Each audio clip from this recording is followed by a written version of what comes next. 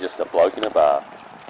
What is up, ladies and gentlemen? Welcome to another episode of Bloke in a Bar. It's a very special episode, not because of the normal reasons. It's a special episode because this Bloke in a Bar is brought to you by Guru's Wedding. That is correct.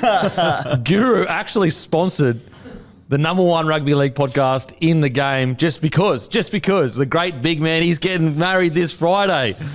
Exciting times, mate. Holy shit. Holy shit. How do you feel, mate? I feel all right. A bit nervous, but we've obviously planned it during a game of footy, so it's one I'll miss, which is devastating, but can't win them all. Oh, well, honestly, I can't be there, bro, because I got to watch the footy. I sent it back the other day. I go, how are the boys going to go? I'm like, are they watching on their phone? She goes, no, they won't. I went, no, they definitely will. And I'll be very jealous. Almost be disappointed if we don't. 100%. Any words of advice or tips you got for him, Timmy? Mate, you're talking to the wrong bloke. Matty the water boy, he's pretty much hitched these days, so he might have something for him. Matty, what can you tell? Because we know you love, a bit of like the weird kind of sicko love that is in the dark corners of the internet, but what kind of advice have you got for Guru? You put me on the spot here. Guru, just enjoy the day. I'll tell you what you should do, Guru. The day is going to go really fast. Yep. So just make sure you're taking mental pictures of the day so you just never forget one of the best days of your life. And also make sure you come up to us every 20 minutes. We'll give you updates of the footy. You want me to do it in sign language just to be like 26-48? I'll just make the call out to you. Don't worry. Obviously, the Buxton's one of the great South Sydney families. I'm marrying into another great South Sydney family, so it all gets a bit weird in that. So is that technically your team now? No, not technically my team. They won't have me. They reckon I'm a jinx on the Rabbitohs, so I'm not allowed to watch games with them. Oh, wow. Fucking outrageous. Holy, the sacrifice for love, Yeah. Guru. I love it. Mate, best day, well, one of the best days of your life. Enjoy it. And just, you know what, the advice I'd give people, because obviously I'm married, just chill. Don't go crazy. You don't need to get blind. You don't need to go crazy. Just chill, look across, see your family and be like, this is incredible. How did you go the week off? Was it all pretty relaxed? And Yeah, I don't give a fuck about much, to be honest. Life is meaningless, so just whatever. No, I was excited, mate. I was excited because she's your best friend. She's your best mate. She's the value that you two create together is the most important thing in the world. So you won't be nervous at all come to it, except for when you do your speech. That's the only time you get a bit rattled. But literally your profession, so fucking pull your head in, bro. Yeah. That's the one thing about these country tours the last few weeks. I've been thinking, fuck, if I can do that, I'll be fine. You'll be fine, mate. Also, another tip, when the music starts, just take a fucking breath because you'll get you. You don't think it gets you, it'll get you. You take a breath. When the music started for me, it fucking hits you. And you're like, holy shit, where did that come from? I didn't know I had any feelings. I have no doubt it's going to hit me. So just take a deep breath, just relax, and it should be all good. Now, not as big. It's nearly as big, but it's not as big of an announcement. Bloke jerseys for 2023. They are coming out very, very soon, guys. As I've been saying the last couple of weeks, set aside $99 because what we're going to do is for the pre-sale, they're going to be $99. So for all the day oneers that are going to be there for the pre-sale, $99. After a certain date, they're going to be $120. So we will reveal the new design very, very shortly, maybe the next few days, next week or so. And they'll probably be, can't confirm 100%, being dropped either most likely, maybe next Monday, but most likely the following Monday. And the reason why we're doing it relatively early is so every single person will have their jersey before Magic Round. So set aside the $99, guys. We own this is limited. So last year we did 2 drops. So we did the initial one, and then we got by huge demand we did another drop. This is a single drop, and these jerseys will not be released again. So last year was the original jerseys, 2022. This year is a 2023 jerseys. Next year it will be a new design. So and they're completely different. I can't wait. Some think, I've showed it to some people, some think it's better than the original. I think there's a fair argument there. It's fucking great jersey, cracking jersey. So set it aside. If not next Monday, definitely the following Monday at 6 p.m. New South Wales time. Also, get down to your local IGA liquor in New South Wales. Get a case of Bloke beer for $50. If they don't have any, just ask them. They can order it in. Ask politely. Now, on to a bit of accountability. Ooh, this one's going to hurt this week. Brought to you by Sportsbet. The absolute legends over there have partners with us. The number one punting agency with the number one sports podcast in the country. It's a match made in heaven. It's a match made in heaven.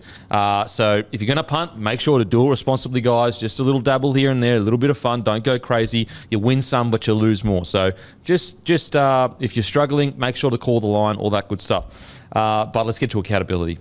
Storm defeat the Roosters 28-8. We all went Roosters. Far out. Shows what we know about rugby league. Was it down in Melbourne as well? Yep. It was down in Melbourne, and I watched the tape from last week. Timmy, you were like, we're all going to go down together. Like, we were like, the Storm, they could definitely shock us, but we all tipped Roosters, and here we are. All going down here we together. are. We predicted our downfall. We said it would happen, and Storm do what Storm do best, is they, every time you think they're done, like, not only, anyway, we'll get into it. So we're all 0-1. Rabbitohs defeat the Bulldogs. We all went Rabbitohs. Dolphins versus Cowboys. We all went Cowboys just due to the, like, far out. Unbelievable win by the Dolphins. What's crazy is in everything that's happened in the weekend, that's kind of got lost in the noise. Yeah. A decimated Dolphins beat number 3 last year, pretty much. Now, Panthers absolutely destroy Manly. We all picked Penrith. Raiders defeat the Broncos. We all went Broncos. Fuck, you're a coward. Holy shit. Unbelievable. Tipping means nothing when the Raiders are playing. I'm just, as I said, I tip with the head, not the heart. And while we're on it, actually, Kempy, I had a bit of an idea that I want to run past you as a bit of a rebranding. So instead of bloke in a bar, what do you reckon about croak in a bar? So hear me out. Okay. Hear me out. So we come in each week, we whack our headgears on, we sit at the bar, and we take turns at picking our favourite Jared Croker game from his career. So, for example, if it was me this week, I'd probably go with game 293, the one where he led an understrength Ron Massey Cup Raiders side, minus Joe Taffety, minus Jack White, to one of the biggest wins in the Raiders' history against NRL powerhouses, competition leaders, the Brisbane Broncos. Croak in a bar. You know what? We'll sit back. It sounds very specific to a specific club and bias. But we could talk about what clubs that Jared Croker has put on big performances against. I think there's legs in it. Okay, all right. Maybe we do croak in a bar. I tell you what, he got the chockies on the weekend, so we're more likely of doing it because to the spoils goes the winner. Winner goes the spoils. Now, Titans v the Dragons. I went Dragons. Guru went Titans. Timmy went Titans. Matty went Dragons. Oh, we had it. Benny Hunt had it. He had it. Oh, no. Knights defeat the Warriors. Yeah, let's go, baby. I went Knights. Guru went Knights. Timmy went Warriors. Matty went Warriors. Eels defeat the Tigers. We all went Eels. So, Guru wins with 5. I'm 4. Timmy 4. Matty 3. Stop the fight. Oh, my God. It's your week, bro. How good. It's your week. We'll give him this one. Yeah, we'll give him that one. We made a few dud calls just because we knew he was the big fella. Okay, now, let's get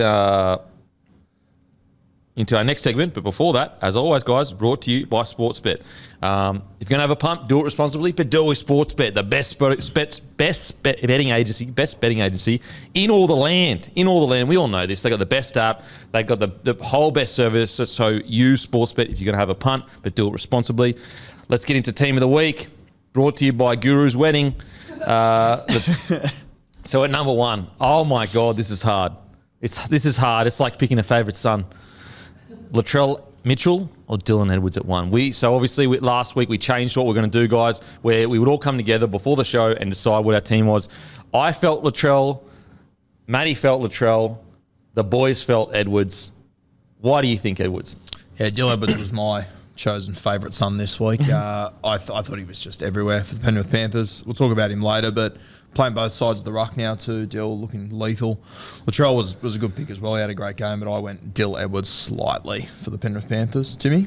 Yeah, listen, not like splitting hairs a little bit in these two. I thought Dill Edwards was massive early on in the game. Might be a bit debatable, but probably did a bit more for his tries. I love that two of Latrell's tries were support play, because that's what we want to see from him. But I do think Dill Edwards did a little bit more for his. Against a Manly side who had been going fairly well this season, the Doggies were decimated. So I just thought maybe against some stronger opposition on the weekend, Dill Edwards. I thought Trell meant because of the yarn around it. You know, he'd been a bit, I guess, not peppered in the media, but a lot of people saying he needs to give more, 150th NRL game as well.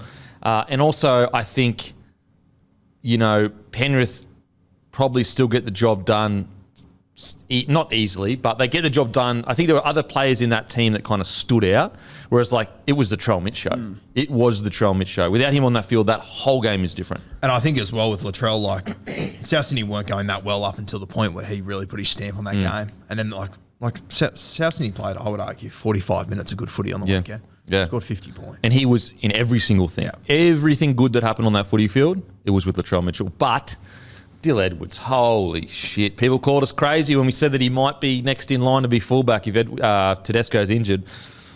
I think. And I know we've got Latrell, I know we've got Tommy, but keep him in the centres. If Teddy goes down, Edwards has got to be at the back, surely. Am I going crazy or what? No, I think so as well. It depends how you pick the rest of the side, but on form, I don't think there's any denying it. Like the consistency of this kid. And also his pairing with Cleary. What do you reckon, Timmy? Am I crazy or would you put Tommy back? Not crazy, mate, but I'd go Tommy Trbojevic. I think he's arguably the best fullback in the game, and we're so fortunate as the Blues to have so many great options, but I feel so harsh to Dylan Edwards, who can't do much more to get a spot in that side. But unfortunately, he's just coming up against one of the most freakish crop of fullbacks the Blues have ever seen. So I'd go Tommy Turbo. I really hope I'm wrong, but geez, Dylan Edwards could go down as the best player to never play rep football. Which is insane. But I just think the way that they're set up, like you get a like for like in regards to he plays very similar to Teddy, gets through a bunch of work, heaps of tackle breaks. Whereas if Tommy goes back there, you know, he'll kill it. But it's just a different type of footy player. On top of that, he's won man of the series or player of the match essentially any time he's played centre. So, like, don't mess with a good thing kind of thing. And the other thing that would definitely help him, I'm sure if James Tedesco was out and Freddie asked his halfback who he wants, you know who he'd say. Yeah. But what an embarrassment of riches that you don't even, you know, bring in a guy like Latrell and say he can go back there. We still don't fucking win. Okay, so because you're a Rabbitohs fan, so your opinion doesn't count on this, because you're clearly going to go Latrell at the back. Didn't even think about it when we asked him. Yeah, he was like, Latrell 100%. We have to go Dylan Edwards at the fullback position. Now, on the sting, Jermaine Asako. Holy heckers. It just shows you that, like, certain players under certain coaches just play good footy. And it's not always the players. Look, everything is the player's fault. But it's like not always solely they're the reason why they're not playing good rugby league. Sometimes coaches just like certain players and get the best out of certain players. This is my shout. Jared Croker at 3. Okay, if you look at his stats, you're not going to get blown away at all. But if you actually watch the game and see how well he defended on his return game after so long against arguably the most explosive outside back there is behind maybe Trell in regards to in contact, I thought he was outstanding, Croker. Outstanding. Didn't miss a tackle. Now, we've either got Stephen Crichton or Campbell Graham. I thought Big Stretch was pretty bloody good. Yeah, I'd be going Stretch personally. Yeah, Stretch. Stretch. Philip Sammy. Wow, what a knock. He was outstanding yesterday. There's no way the Titans don't win without him on the field. Like, he was outstanding. Cam Munster at 6. Nathan Cleary at 7. Leota at 8. Talk about stepping up when your partner in crime is out. Is he the most underrated player in the comp? He has to be up there. Surely. I mean, we've wrapped him for ages on this potty, but I guarantee you there's a lot of NRL fans that, like, if they saw him, wouldn't even know that it was Leota. And would just think he just does his job every week. Yeah. That's it. When you actually watch the Panthers play, he is key to the way they play. Go back to that grand final against the Eels. Who was smashing, chopping blokes? He was on a mission. 20 of the best minutes you've ever seen from front row forward. So good. Harry Grant at number 9, I feel like we should just etch his name there. Payne Haas at number 10, I feel like we should just etch his name there. Tyson Frizzell at 11. Zach Hoskins at 12. Corey Horsburgh at 13. Latrell at 14. Corey Harawira-Naera at 15. Tommy Gilbert at 16. And Isaiah Yeo at 17. What a team. What a team. Let us know in the comments section what changes you would make. Also, head into your nearest Bottle-O store in New South Wales and Queensland. Bloke Lager is on special. And every Bottle-O in New South Wales and Queensland, if they don't stock it, they're probably sold out. Just ask politely, hey, could you get some Bloke beer in? Let's get to the game. Storm defeat the Roosters 28-8. They do it every time, man. Every time. And it's hard because when you're up here analysing, you could take the easy route of going. The easy route with the Storm is just going, they'll turn around, they'll turn around, they'll turn around. Even though internally when you watch them in the opening weeks, you go, there's problems there. And they don't even look. I think we all kind of felt it. I mean, I'll be honest. I was even looking at that at stages thinking, if I was watching any other club, I would say these aren't good. They're not going to make the 8. The only thing that had them still in my 8 was because they were the Melbourne Storm, and I just knew that they know more about footy than me. Even then, I still was like, I am just not seeing it this year. I am just not seeing it. They come out and put on that gutsy performance last week. They come out and do, like, what have we been questioning the Storm for years now? Couple years now, is their forward pack. They're without Nelson Asafa-Solomona, and they dominate arguably one of the most aggressive forward packs in the competition, maybe on par with Penrith, but I would say Roosters is probably the most aggressive. I mean, they get the most in bin, so they're super aggressive. And Storm dominated them. Once again, the Storm proved why they are one of the best organisations in any sport in the country. It's like they're a team that, year to year, they almost get boring to talk about because they just keep doing this. I don't know how. Like, I look at their side when they lost Brandon Smith and without Nelson, I just thought, where are they possibly going to get this punch from? They just keep finding a way. Lost Tino, lost Dale, lost Nico, lost Nas, lost Cheese. Tohu. They are marquee players at every other club they've gone to, and they still do this shit. It's unbelievable. And as you say, Kemp, for the first time probably in many years, like they hadn't replaced them with... certainly don't replace their forwards with big name players, but they already had the Bromwich brothers in there, and there was always a gun there. You're like, just had question marks around the pack, and these blokes, could they come in and get the job done? And that was a lot of the question marks because we knew how good the back line was with, off the back of their spine on any given day, but would they have the platform to do it? And like Ellie Toll's been outstanding. Christian Welch had probably his best game of the season on the weekend. They're just finding a way, aren't they? It's also like if you told me a few weeks ago Nelson's going to be out and Melbourne are going to be beating sides of the Roosters, I'm probably sitting here going, oh, well, Eli Katoa must be having 3 or 4 line breaks a game. He must be exploding. Like, he's just a solid footballer at the moment. He's making his tackles. He's not missing any. He's getting through his metres. He's not the highlights reel sort of guy that we probably expected him to be when we first saw him in the Warriors. Guys like Josh King, like, he's improved out of sight. Yeah. Yeah, absolutely. And when you look at their stats, they're starting to put up similar stats to Kofusi and Bromwich on the edge there. So Lioro, he had just under 100 metres, 33 tackles, 0 misses. And Katoa had 120 metres, 30 tackles, 1 miss. They're very Bromwich, Kofusi stats where you go, all right, are they kick-out stats? Not really, but that's not how the Storm play. They need edge defenders that are gyan, at reads, at getting the lineup or making the right choices.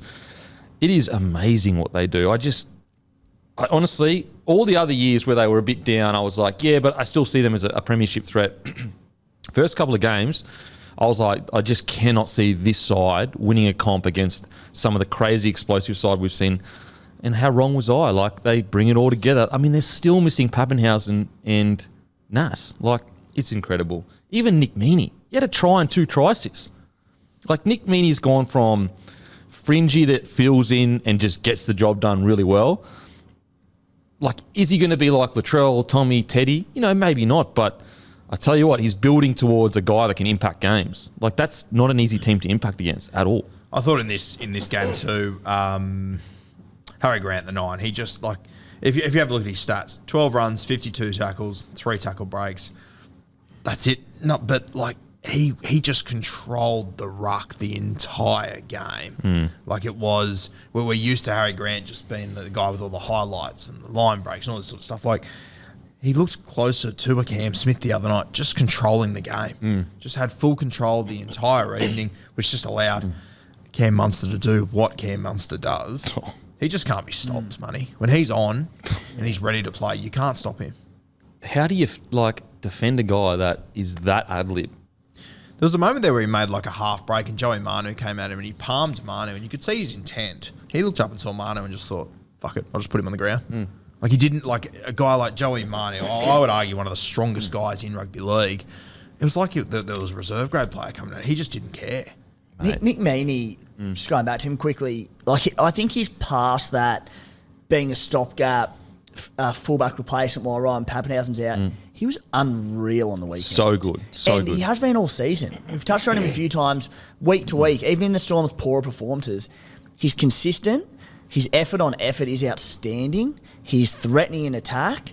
I think he's been terrific. And what it allows now that the Storm to do is because they've had a couple of crucial back-to-back wins and Meaney's killing it, they don't need to rush back Ryan Pappenhausen. They can give him as much time. I know things can turn quickly, I get that, but with Pappy due back in the next, month or so, maybe, they can bring him back through Q-Cup, they can bring him back off the bench in limited minutes because Meaney's just doing such a good job there. So I think he's one of the blokes, Kempy, that'll go down for me as, and I know it's relatively early days, he was decent last year, but Storm bringing in okay players from other clubs and making them look like stars because I reckon he's been unreal. Yeah, easily his best game of his career on the weekend.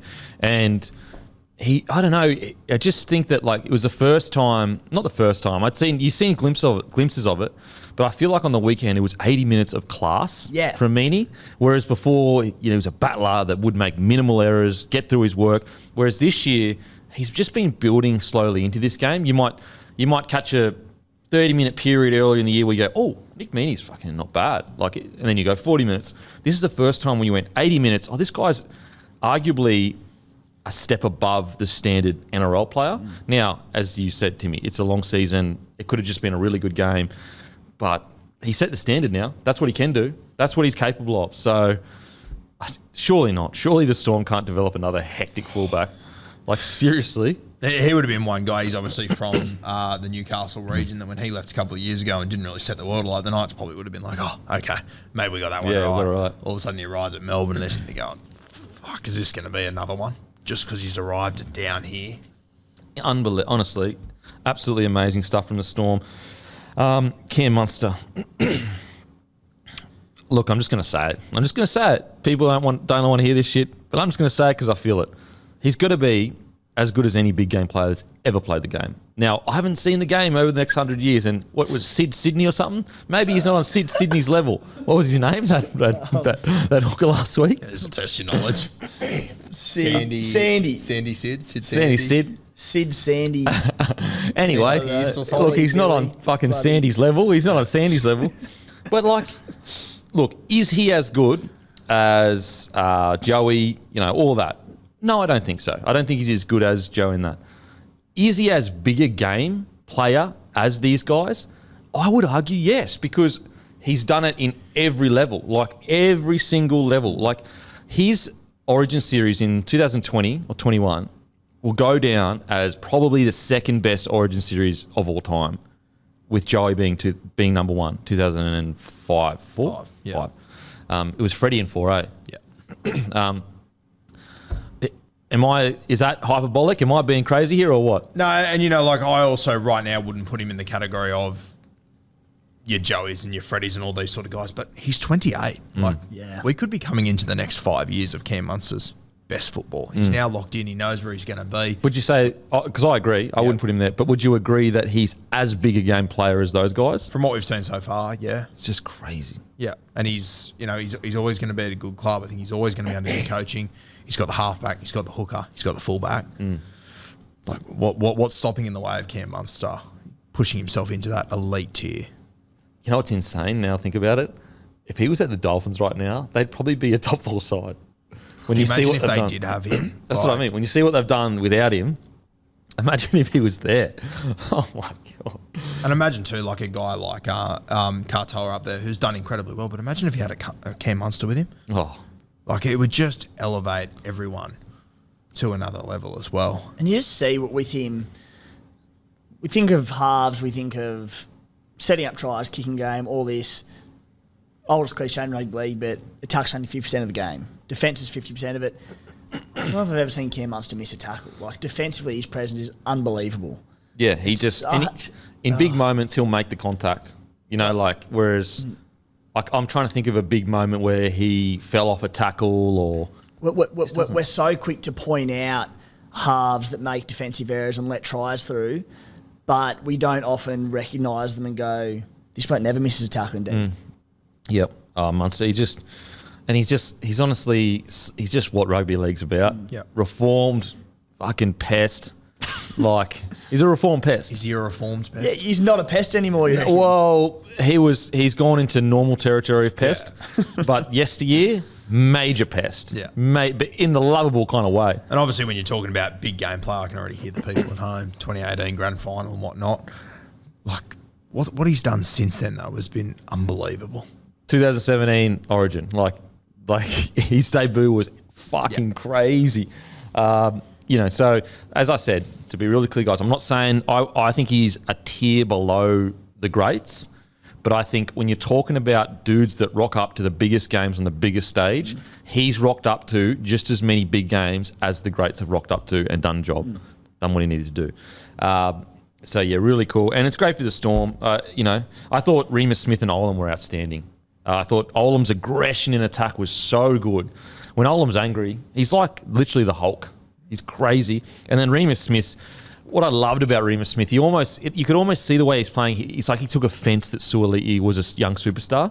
And that's what you want. You want them to be angry that this guy is getting all the praises or all the praise because you're competitive. Like, and look, Remus Smith, ironically, like, yeah, okay, Suoli'i is, you know, quite a bit taller, but they are that big, tall, kind of wider frame.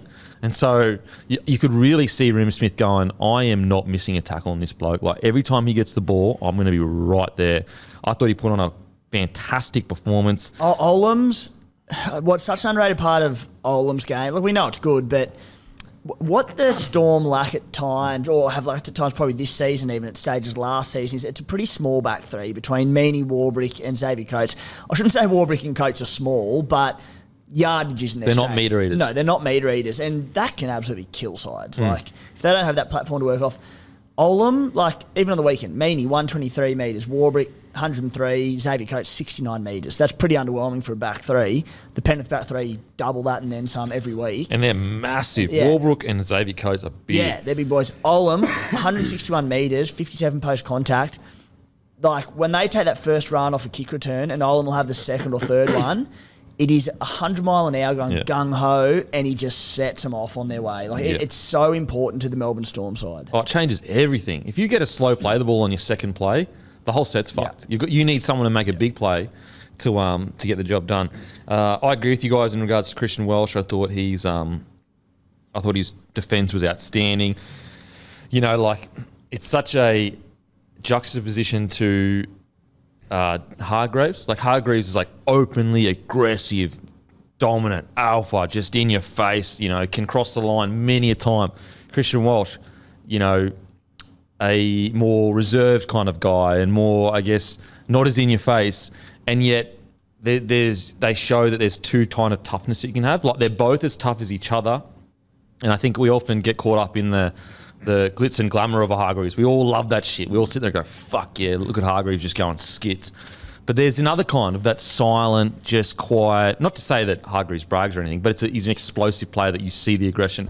Whereas there's this toiler, tough mentality that's like, you may not see it on a highlight reel, you may not be celebrated, but they go all day. They go all day long. I love whenever I'm on Twitter and I see, you know, a journo or something have a go at Christian Welch. I just sit down and go, I'm going to read through this. He's about to rip them a new one. He's a genius, Christian Welch. The way that he talks, the way that he articulates everything he does. And then he showed last week, I think it was post-game, they were talking and said, oh, you played the Melbourne Storm last week. And he laughed at the camera and said, we're coming for you, cheese. Yeah, like, love that he's shit. also got that larrikin about him that he's a perfect sort of rugby league dude, Christian Welch. Just stop telling people you went to Harvard, bro. Seriously, who gives a shit? Who gives a shit, bro? You're good at footy and you're smart. Cool. Congratulations. You're rich. Fucking whatever. Timmy, any other comments on the Storm? Mate, no, not really. I think we've touched on all the main points with them. Yeah, very impressive once again. Is Christian Walsh an automatic for Queensland this year? I honestly, that series where Munster went crazy and the worst team in 40 years, whatever, Christian Welch, he was so important for us.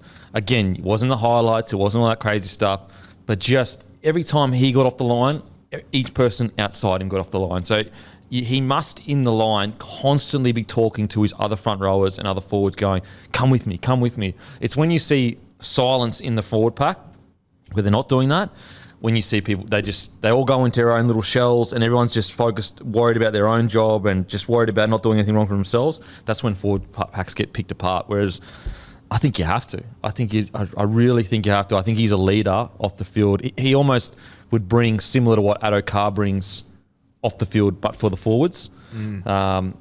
It's hard though because it's a stacked pack. It's a stacked pack. Like you look at it, the way it finished last year: Collins, Papali'i, Carrigan, Tino, Jairo, Tom Gilbert. Most of those guys will be back there again, pending Jairo's fitness. So I don't know if he'd be an automatic selection, but I think I'd probably have him in there. I think you've got to find a spot for him somewhere. Just somehow, some way. Because he was just so good. Him and Lindsay Collins in that series, far out, they were good. So maybe... Is Josh Papali'i an automatic? Yeah. Yes, out of Queensland loyalty. Yeah. Yeah. He's still playing solid footy. Yep. But he's definitely getting to the back end of his career. For sure. He's just done so much for so long, like far The thing out. with Papa is as well, as he gets on, twilight of his career, getting there now, like him in like a 30-minute bench impact role, he'll be Didn't he do? good. He did that last year, didn't he? Did he come off the bench last year and fucking killed it? Can't remember. Did he? I'm not Anyway, sure. you're right. Like that team that I just read out as well, that didn't have Cotter. Ruben Cotter in it. Like him coming on, Papa, you know, if it's 30 minutes into the first half, even if you come on in the second half for a 25-minute stint, I think he's got more than that in him now, but even if he's getting towards that stage, his footwork against a tiring pack with his power, that would be terrifying. It's a first time in quite a few years that our pack is this stacked. I don't think we'll ever be able to, Val Holmes in the centres, Selwyn on a wing. Let's say KP's back by then, KP at the back, Gagai on other centre. Other wing would be... Had Coates last year. Coates, Corey Oates if he was he's injured. Got Murray Tuolungi as well.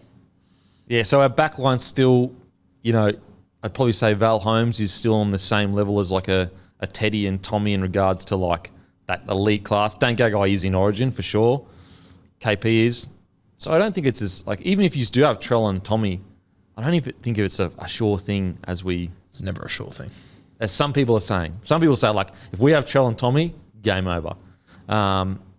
Anyway, anything else on the Storm? Yeah, great leader, Christian Walsh, incredible game. Kamikamitha as well. I think Hughes was really good in a kind of solid foundation for Munster to do what he did. Anything else, boys, on the Storm? All good. Yeah, I think that covers it. On to the Roosters. I said this, I think, last week on Packer Up Boys, that drops on Friday, guys, that we record on Friday as well, so I review the Thursday game. But I just look at the Roosters and I go, I think they've just got to strip it all back. Strip it all back, go back to really basic footy, high completion, and then get some wins and just slowly build, just like Lego blocks. Each game, add it to the end piece that will be, fighting for a grand final, hopefully. Because at the moment, it just seems to, I don't see flow and it doesn't all come together yet. And we've been saying, if this was the first year where I was saying that, I'd be like, sweet. But it's been quite a few years now where it just hasn't come together. Look, it came together for about 5 to 6 weeks last year. I think they just need to strip it all back. Go real simple.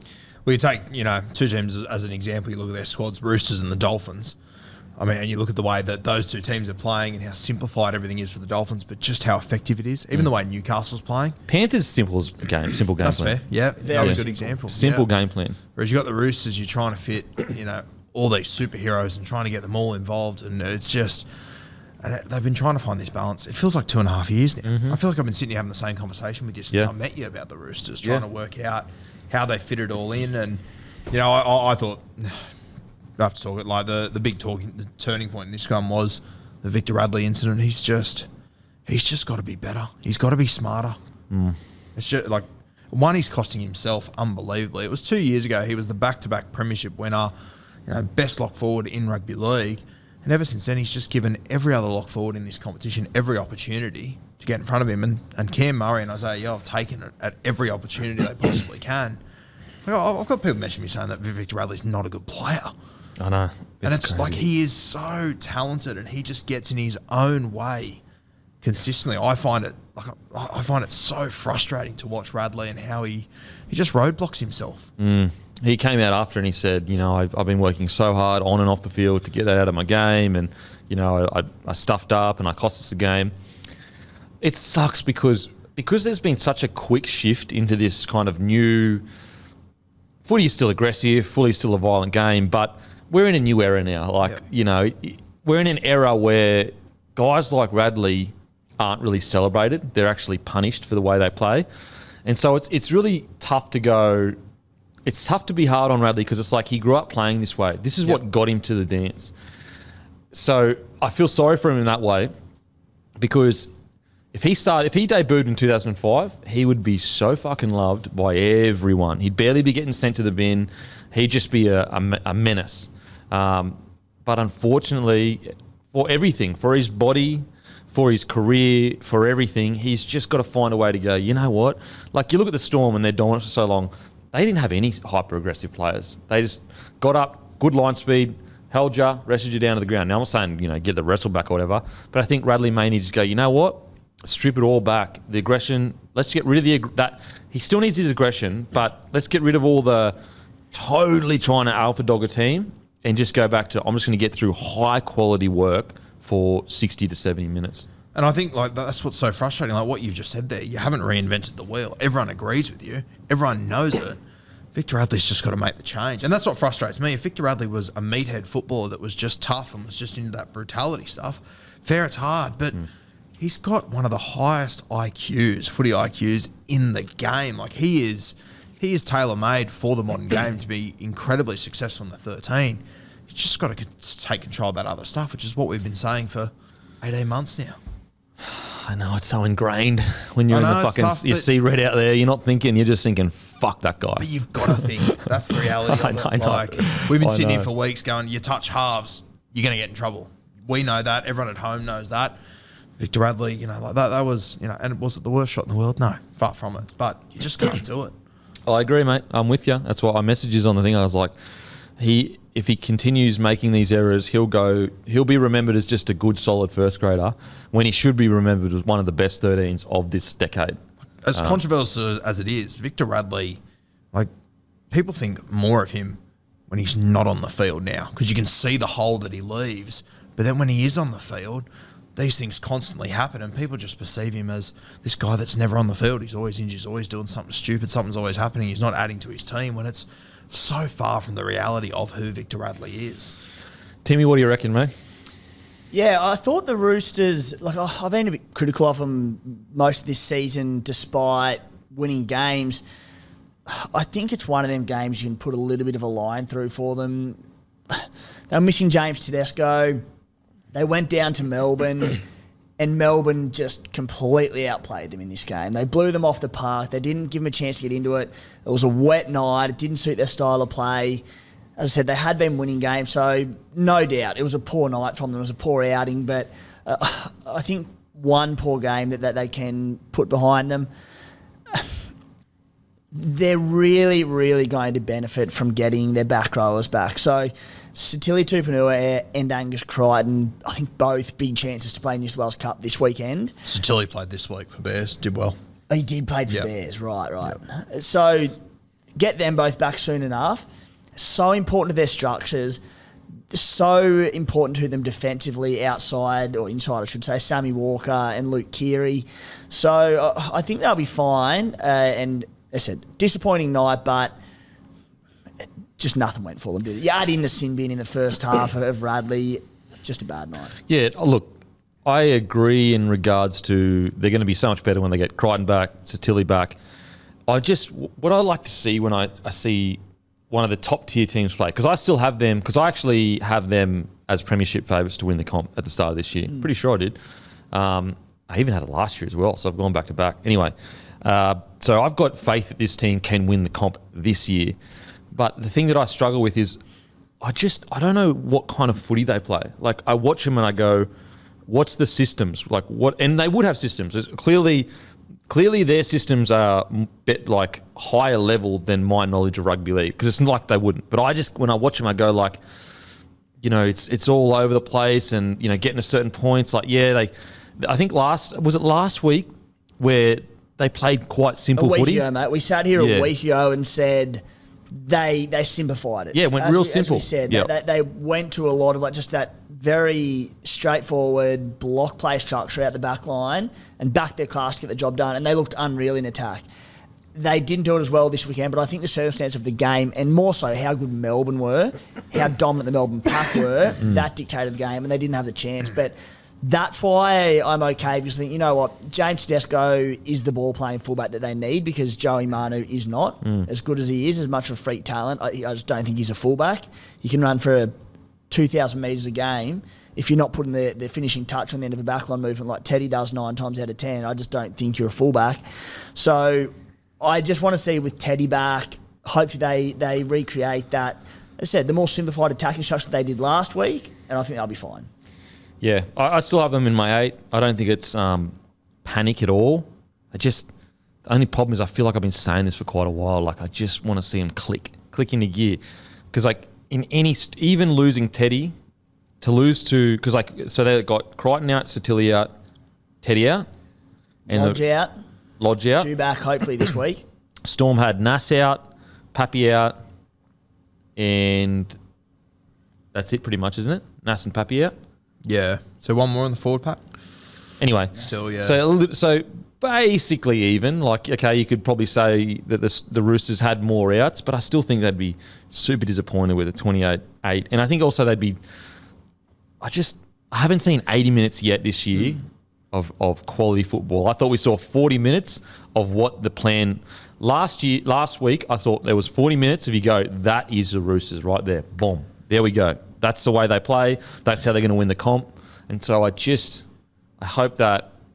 I think they will. I think they will. So not panic stations at all, but definitely not the start I was thinking they were going to have this year. For sure. And, like, for all the guys that are out, guys that are in, there's a lot of good footballers there. Oh, fuck. Like, it's still a star-studded side between your Manus, your Walkers, your Kiris. On the front row, Rhea Hargraves and Lindsay Collins. Yeah. Kiwi front row. Smith at 9. Like, yeah. So round 1, they lost to Dolphins. Round 2, beat the Warriors 20-12. Round 3, beat the Roosters. Round 4. Win that one. Beat the Rabbitohs. Jesus Christ. Then they had a bye round 4. Round 5 came out 28-20 to the Eels. So you could make the argument, if you don't have Rabbitohs as a top tier, when they got to the top tier game, that's their first top tier game, they didn't go well.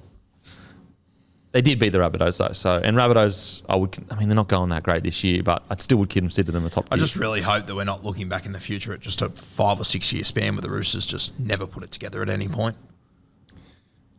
Surely they will. It's been a while though, hasn't it? It's been a long time. Yeah. Like, I know there's been injuries and everything, but you've just got to deal with them and you've got to overcome. And I don't know. Provided they come back well, Tupanua and Crichton, enormous ins for this entire side. Absolutely. Absolutely. That'll just send them to the next level if those two come back. Obviously, Egan will go back to the middle. I think they need to probably do that sooner rather than later. But would you keep Nat on the edge? Would you move him into the middle as well? Do you play Stilly Tupanua out there? How would you approach it? I'd go Satilli and Crichton on the edges. Okay. So Stilly is an 80-minute guy on that edge? I just see how it plays out, really. Definitely. Probably, just see how it plays out. Well, once they're back to full fitness and ease them back, I think their best back row is Satilli, Crichton and Radley. I think that's a fucking crazy. And then would you have Egan and Nat coming off the bench? Yeah, probably. Okay. Through the middle too. Yeah. Probably coming off the bench only through the middle. Like, let's say Satilli and Crichton are getting through the game, not fatigued, rah. That's when I'd probably just bring them through the middle, just fucking go, boys, be mobile, good footwork, heaps of fitness, heaps of tackles, go skits for 20 minutes, and then I'll come take you off. Satilli, if you're struggling, bring you off for 10 minutes or whatever. Because I think it's been one of the biggest changes in the game in the last 10 years. Like, your bench is just so important. Especially with how many sin bins, how many fucking head knocks and that. Yeah, so if you look at just this year, you go, Roosters are still sweet. Just put a line through it. I think when you look at like the last few years, yes, have injuries, yes, all of that stuff, I agree. You just go, fuck, I just want to see it click. Just want to see it click. It'll be a thing of beauty when it does. Oh, my God. We saw it. We saw it against the Eels. For 40 minutes, you're going, who's beating this team? And we saw it for about 7 weeks last year where you're going, holy shit, who's going to beat this team? So hopefully they click. Now, on to the next game. Rabbitohs just scraped by the Bulldogs with an absolute robbery of a win. Rabbitohs shouldn't have won that. No, Rabbitohs defeat the Bulldogs 50-16. Doggies fans, we said before the game, well, I said before the game, I think Timmy, you agreed. I think the boys agreed. Yep. Just put a line through this. Put a line through it. I actually thought the Dogs were outstanding for about 35 minutes, going far out. I loved their effort. I loved their energy. But when you got a guy like Latrell Mitchell that can just go, you know what? Fuck it. Like, I kind of feel like if they played the Storm, they might have been able to stay in the game a little bit longer. But even though I think the Storm are doing better than the Rabbitohs at the moment, but because it's Latrell Mitchell and he literally just turned it on, very hard to go with that when you've got so many outs.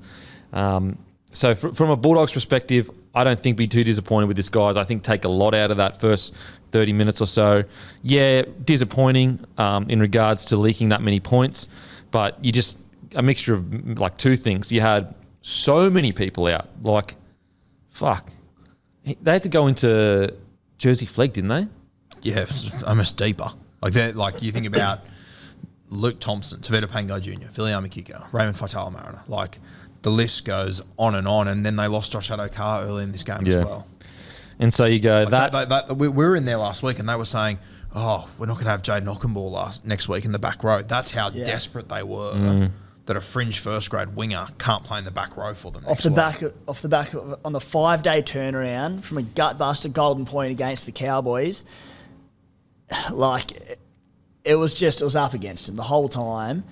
Then this week, because by the time this goes to air, we'll just about know the teams, recording on a Tuesday, of course. But TPJ is due back, if not this week, then next. Faitala-Mariner will come back into this side. Luke Thompson's still a few weeks away, but there's a story coming out that he's not too far off either. And there was another key forward due back as well. So, like, it'll be a new side next week. Yeah, totally decimated. And I thought they showed a lot of guts. Oh, kick out. Kick out, comeback, yeah, not a bad in. I thought they showed a lot of guts. I thought, let's talk about it. Jacob Preston, 40 tackles, no misses. I thought this was a tough call. I thought he was trying to strip the ball. I didn't think that was a hip drop. I don't think that there was any intention to land on the back of his leg. You know, my understanding of a hip drop is if they've intentionally tried to drop their hips on the back of someone's legs to make them crumble. I thought he was in a one-on-one tackle, realised that the other player had fallen off, and he's gone, I've got the ball here. I'm just going to fall back to rip the ball out like you do in... Like, you see Munster do it all the time. He rips it, but he turns more. I thought it was an unlucky incident. I thought it was pretty unfair. Pretty tough decision to send him for 10. Yeah, I thought it was a tough decision. I thought that he was trying to rip the ball away as well, but, you know, it did kind of resemble that motion of a hip drop, so I can understand the reaction to it. And, you know, dare I say, if this happened round 20 last year, I don't think we're even talking about it at all. But it's the hot topic at the moment where everyone's on high alert, watching out for it. I think Jacob Preston pretty unlucky. Timmy? Yeah, I think that the key word that Kempy's like when the refs are making their decisions is intent, because there are just so many tackles that are getting done for it where there's no intent. I'm just like, it's rugby league. So when they're making their decisions, is a part of the ruling there was intent to pull them down and hip drop? Because in which case, definitely not didn't deserve it. Yeah. But if there is no intent and it's like if it's just a hip drop, like I don't know what the exact rule is. Yeah, I mean there'd be intent, there'd be carelessness, I guess. Carelessness, yeah. But I didn't see it as careless. Like I saw it as a bloke that was trying to rip the ball away and it just caught up. Like you get caught up in tackles all the time with your ankles when you're playing footy. Yeah. Like it's just part of the game. Now there are some other ones where you go, yep, that's a hip drop, but when there is like clear intent, absolutely come down on them. But yeah, oh God, it happens so many times per game. Oh, all the time. I feel like the NRL kind of admitted that it wasn't a hip drop by not charging him, considering they're blitzing, like they're going on some suspension blitz at the moment with the hip drop. He didn't get charged, so I think they're probably like, all right, that's not a hip drop. I tell you what, every week, Kafusi's decision looks absolutely outrageous. Outrageous. I saw 3 on the weekend that were worse than him. In the back. Directly in the back. His was on the side whilst they were passing the ball. Anyway. Yes, a bit unlucky. Look, I think once you watch rugby league enough, you know what's happening. Like, there's an overcorrection. So we swing really hard one way. So the players get the message. It reduces the amount of hip drops that we see going forward, hopefully. So there'll be some unfortunate casualties along the way in regards to people getting suspended. But I guess it is what it is. Anyone that you thought had a good game for the Bulldogs?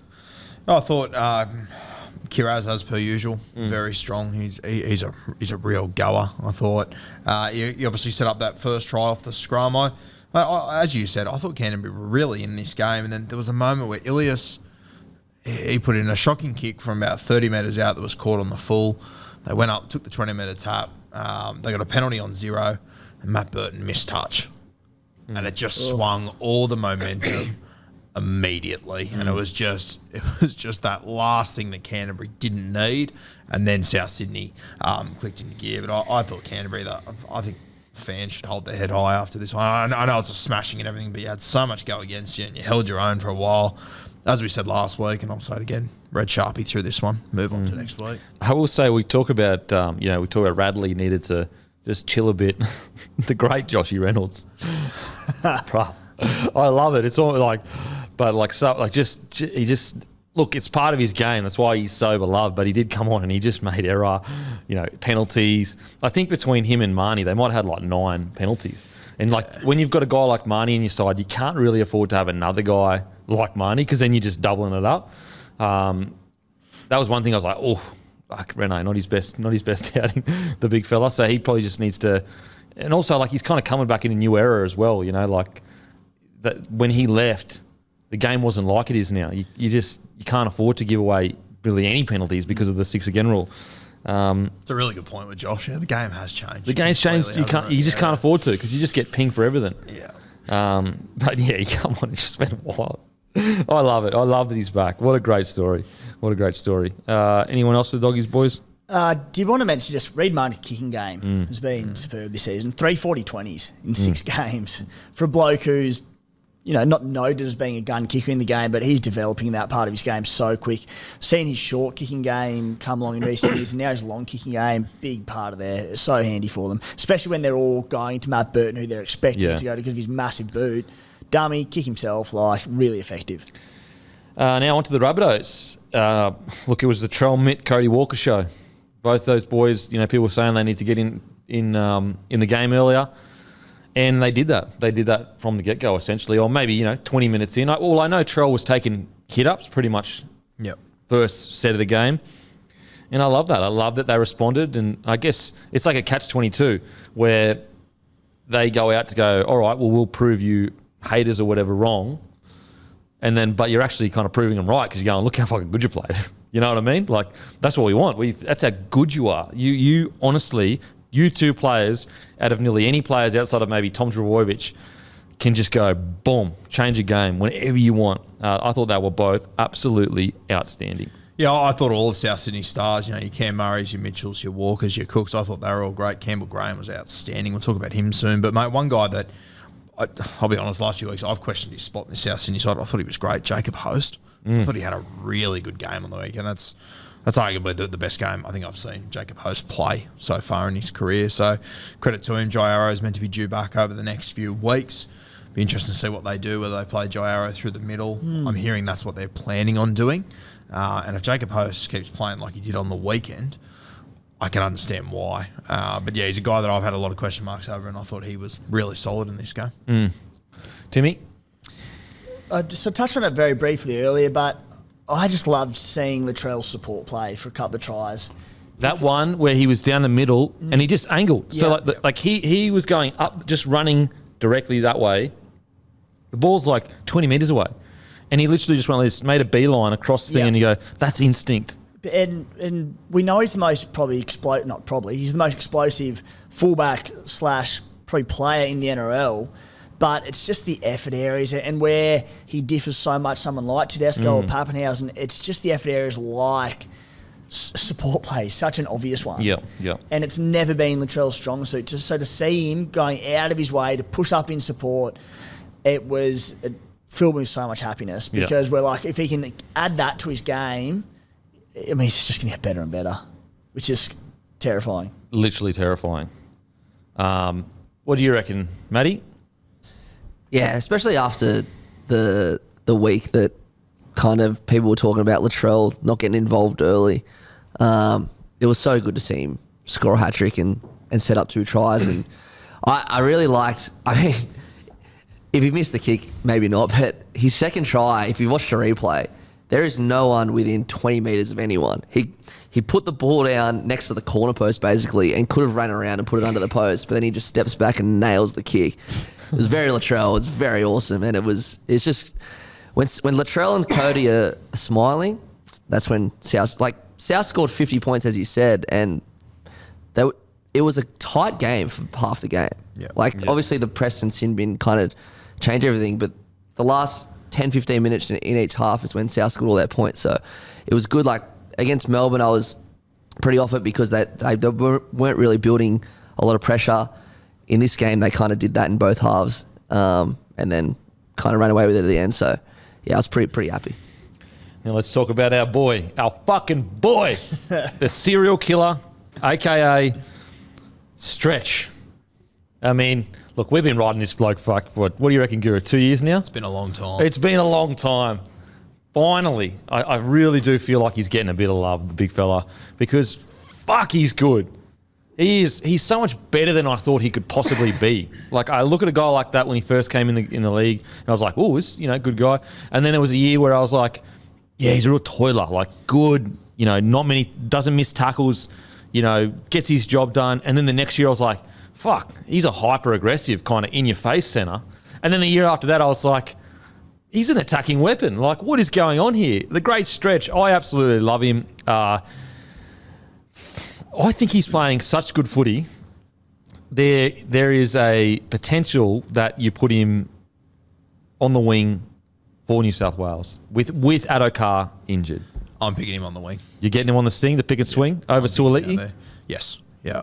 I found it hilarious. I was talking with a mate that went to school with Campbell Graham on Saturday about his game, and I sort of said, I pick him from Origin, and he said to me, he goes, I knew he was going to play Origin when he was 15. Oh, fuck off. And I went, wait till you hear this story. I went, why is that? He goes, we were sitting in science class one day and our science teacher showed us a video of some guy that was on a bender. There was a spider coming down on a web and this guy ate it. And they were all laughing and everything. And Campbell Graham went, I can do better than that. Apparently he walked outside, caught a bee, walked back inside, picked its wings off and ate the bee. What the hell? And they were all just like, what the fuck are you doing? And he looks at me and goes, that's when I knew he'd play. He's different. I was like, what? I tell you what. If I had a million guesses at the story I was about to hear, I wouldn't have got close to it. Mate, in a big moment, I want a serial killer like that. Nothing's getting to that bloke. It's like he stayed at school the whole day, his face all blew up, and I was like, what are you talking about? God. Oh, man, that is great yarn. That's what I want to hear from Stretch too. I want to hear him doing weird shit. He's earned it. It was late at night, I'd had a heap of beers, and I was looking at the bloke going, is he fucking with me or not? Yeah, he was dead serious, yeah. Well, now it's real because it's out in the public. How good. Tens of thousands, if not hundreds of thousands of people know. Timmy, what are your thoughts? Do you reckon, would you put Stretch, is Stretch getting closer and closer? Yeah, I reckon I'd probably have him in there. So what, would we going Bizzer on one wing? To'o, Campbell, and then Trell, because it was Tupu last year. Yeah. Yeah, I'd have him there. Right now, I'd have him there. Yeah, right now. So good. Also, you look at, not that they're short of versatility in their side, but if you've got, say, Duav Latrell and Turbo at centre, can switch between wing and centre extremely easily. Daniel Tupu probably wouldn't. Fox isn't there, obviously, but he wouldn't do it either. So that's a big factor too. I wonder, we've always rated him big time, but I don't think there's any coincidence that for the first time in as long as I can remember, the Bunny's right edge is becoming more dominant than the left edge. Never seen it. Well, have, but many a year ago. Now the right edge is dominating where Campbell Graham is playing. He's gone berserk. Yeah. No, great point. Great point. He's such a good player. He can also play both edges, which is very important too. Yep. Yeah.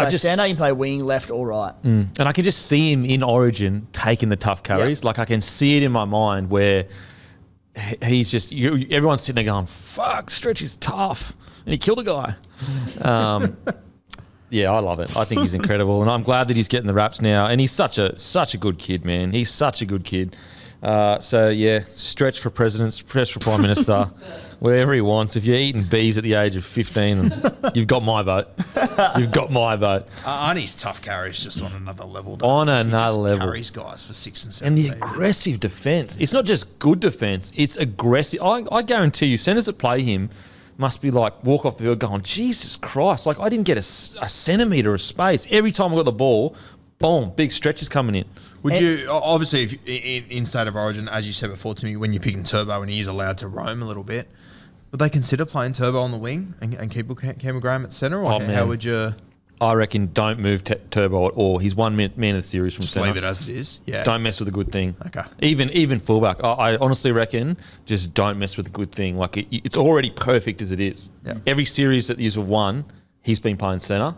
Fuck, just keep it like that. Because you put him at fullback and, maybe there's added pressure, maybe there's game plans that can be built around to defend him. Like, we don't know. But what we do know is at centre, he rips us a new arsehole every single fucking time.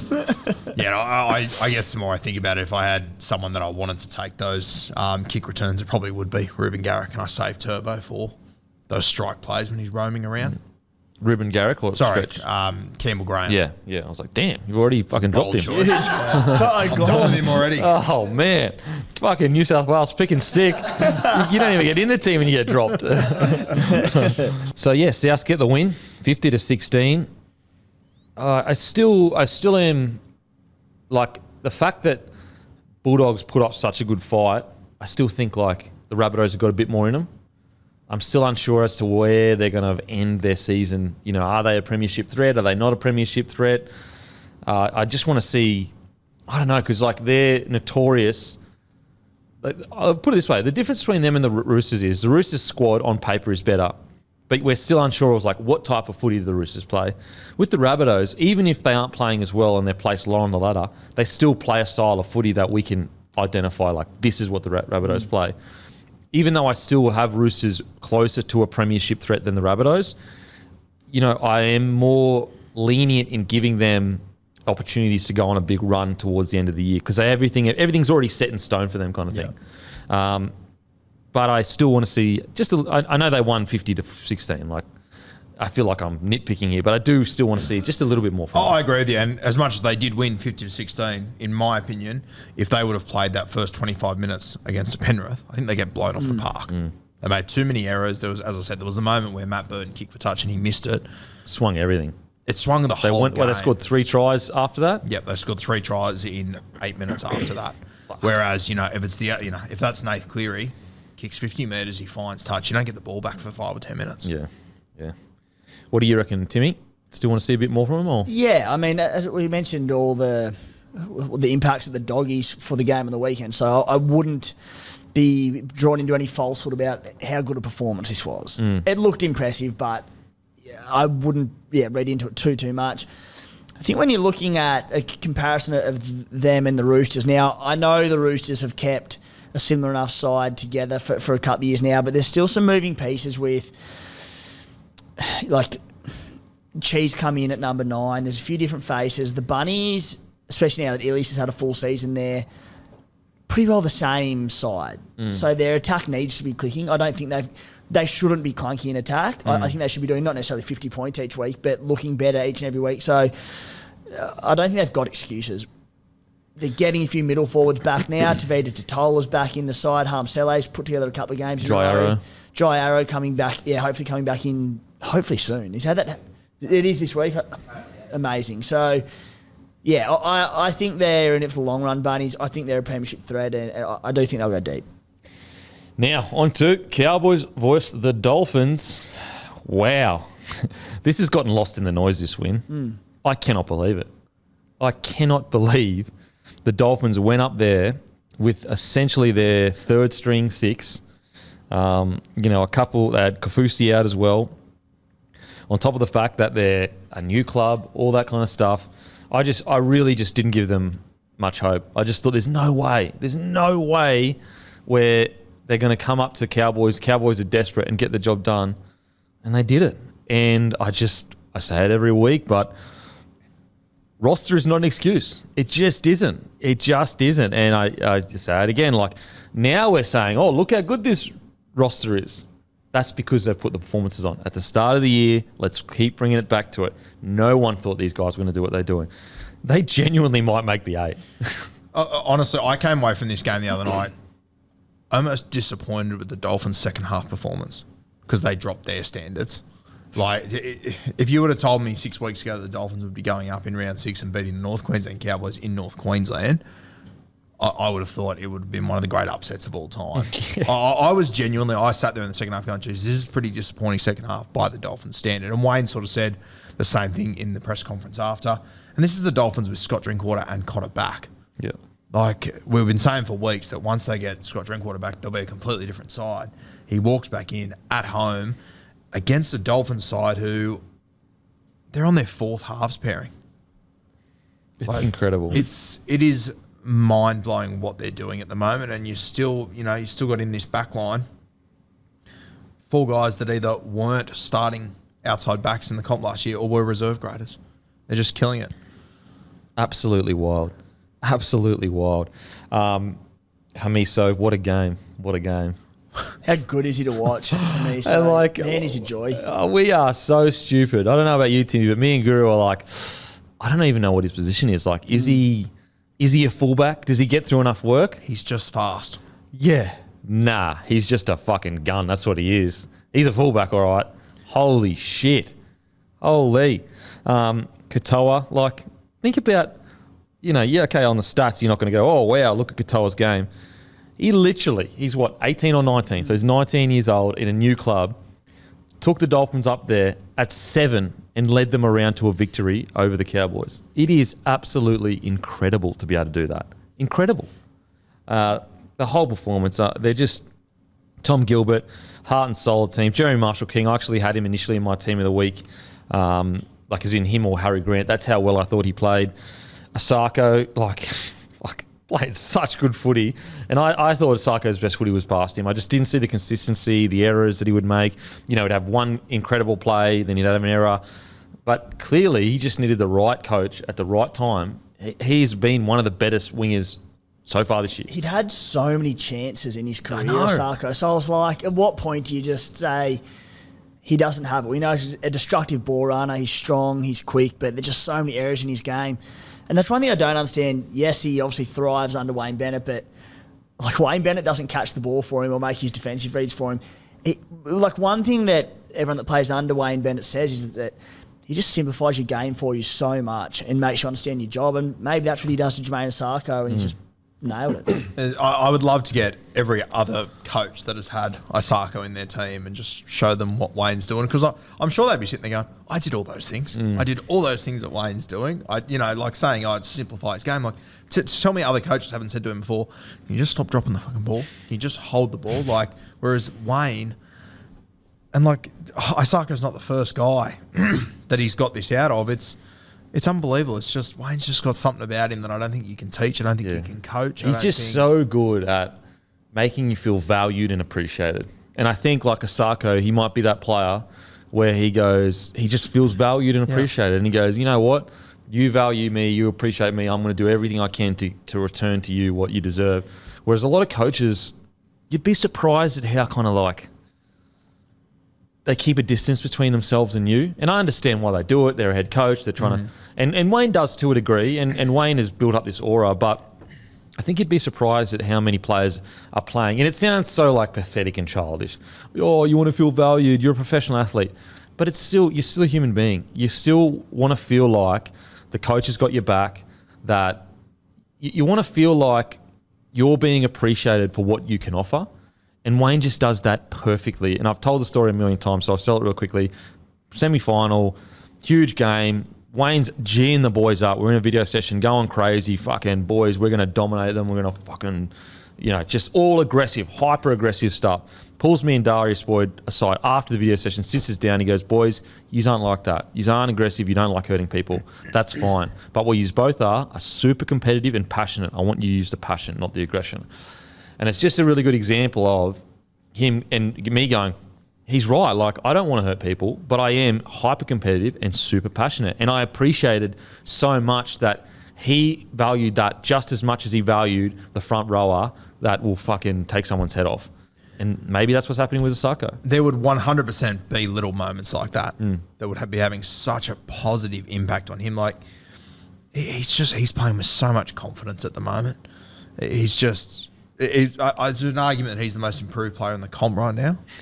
Well, he's one of the best wingers in the comp, form-wise. And he wasn't even in the bloody He wouldn't have been in the side. top 30 wingers last year. And in his defence, or in his Jermaine Evolved's defence with his defensive issues and drop balls, these sort of errors, he's 26 years old. Like, it feels like he's been around forever, but maybe it's taken him a little bit more time to learn the craft of being an NRL standard winger. Like, you, particularly defensive reads, you learn every single game you play. Every time someone throws shape at you, you learn more about that position. And at 26 years old, maybe he's starting to get it and work it out. And if he maintains this form, which there's no reason why he can't, there's plenty of years left in him. Well, and I think the thing with just Jermaine Asako, when you get frustrated with him, it's a compliment. And it doesn't feel like it when you're a player. It doesn't feel like a compliment. But it's because, like, you see how good he can be. You see what he does. You see some of the big moments he's had. It's like, far out, this kid can play. And so and there were, like, I don't want anyone to think that we're saying Asako's whole career has been not good. He's had quite a few good, solid years of footy. It's just been the last 3 years or so where he just hasn't seemed to be able to put it together. Now, maybe that's because he was moved to fullback and then to the wing and then to fullback. Also, I think you could make an argument for he just wasn't, at the Broncos. So he went Broncos to Titans and then back again?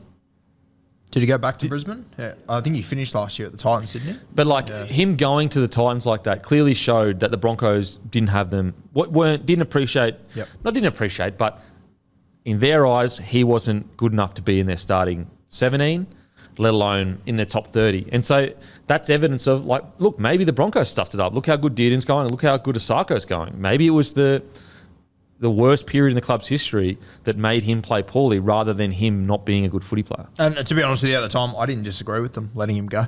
I didn't think he was in their best 7 at that point, despite having all the talent in the world.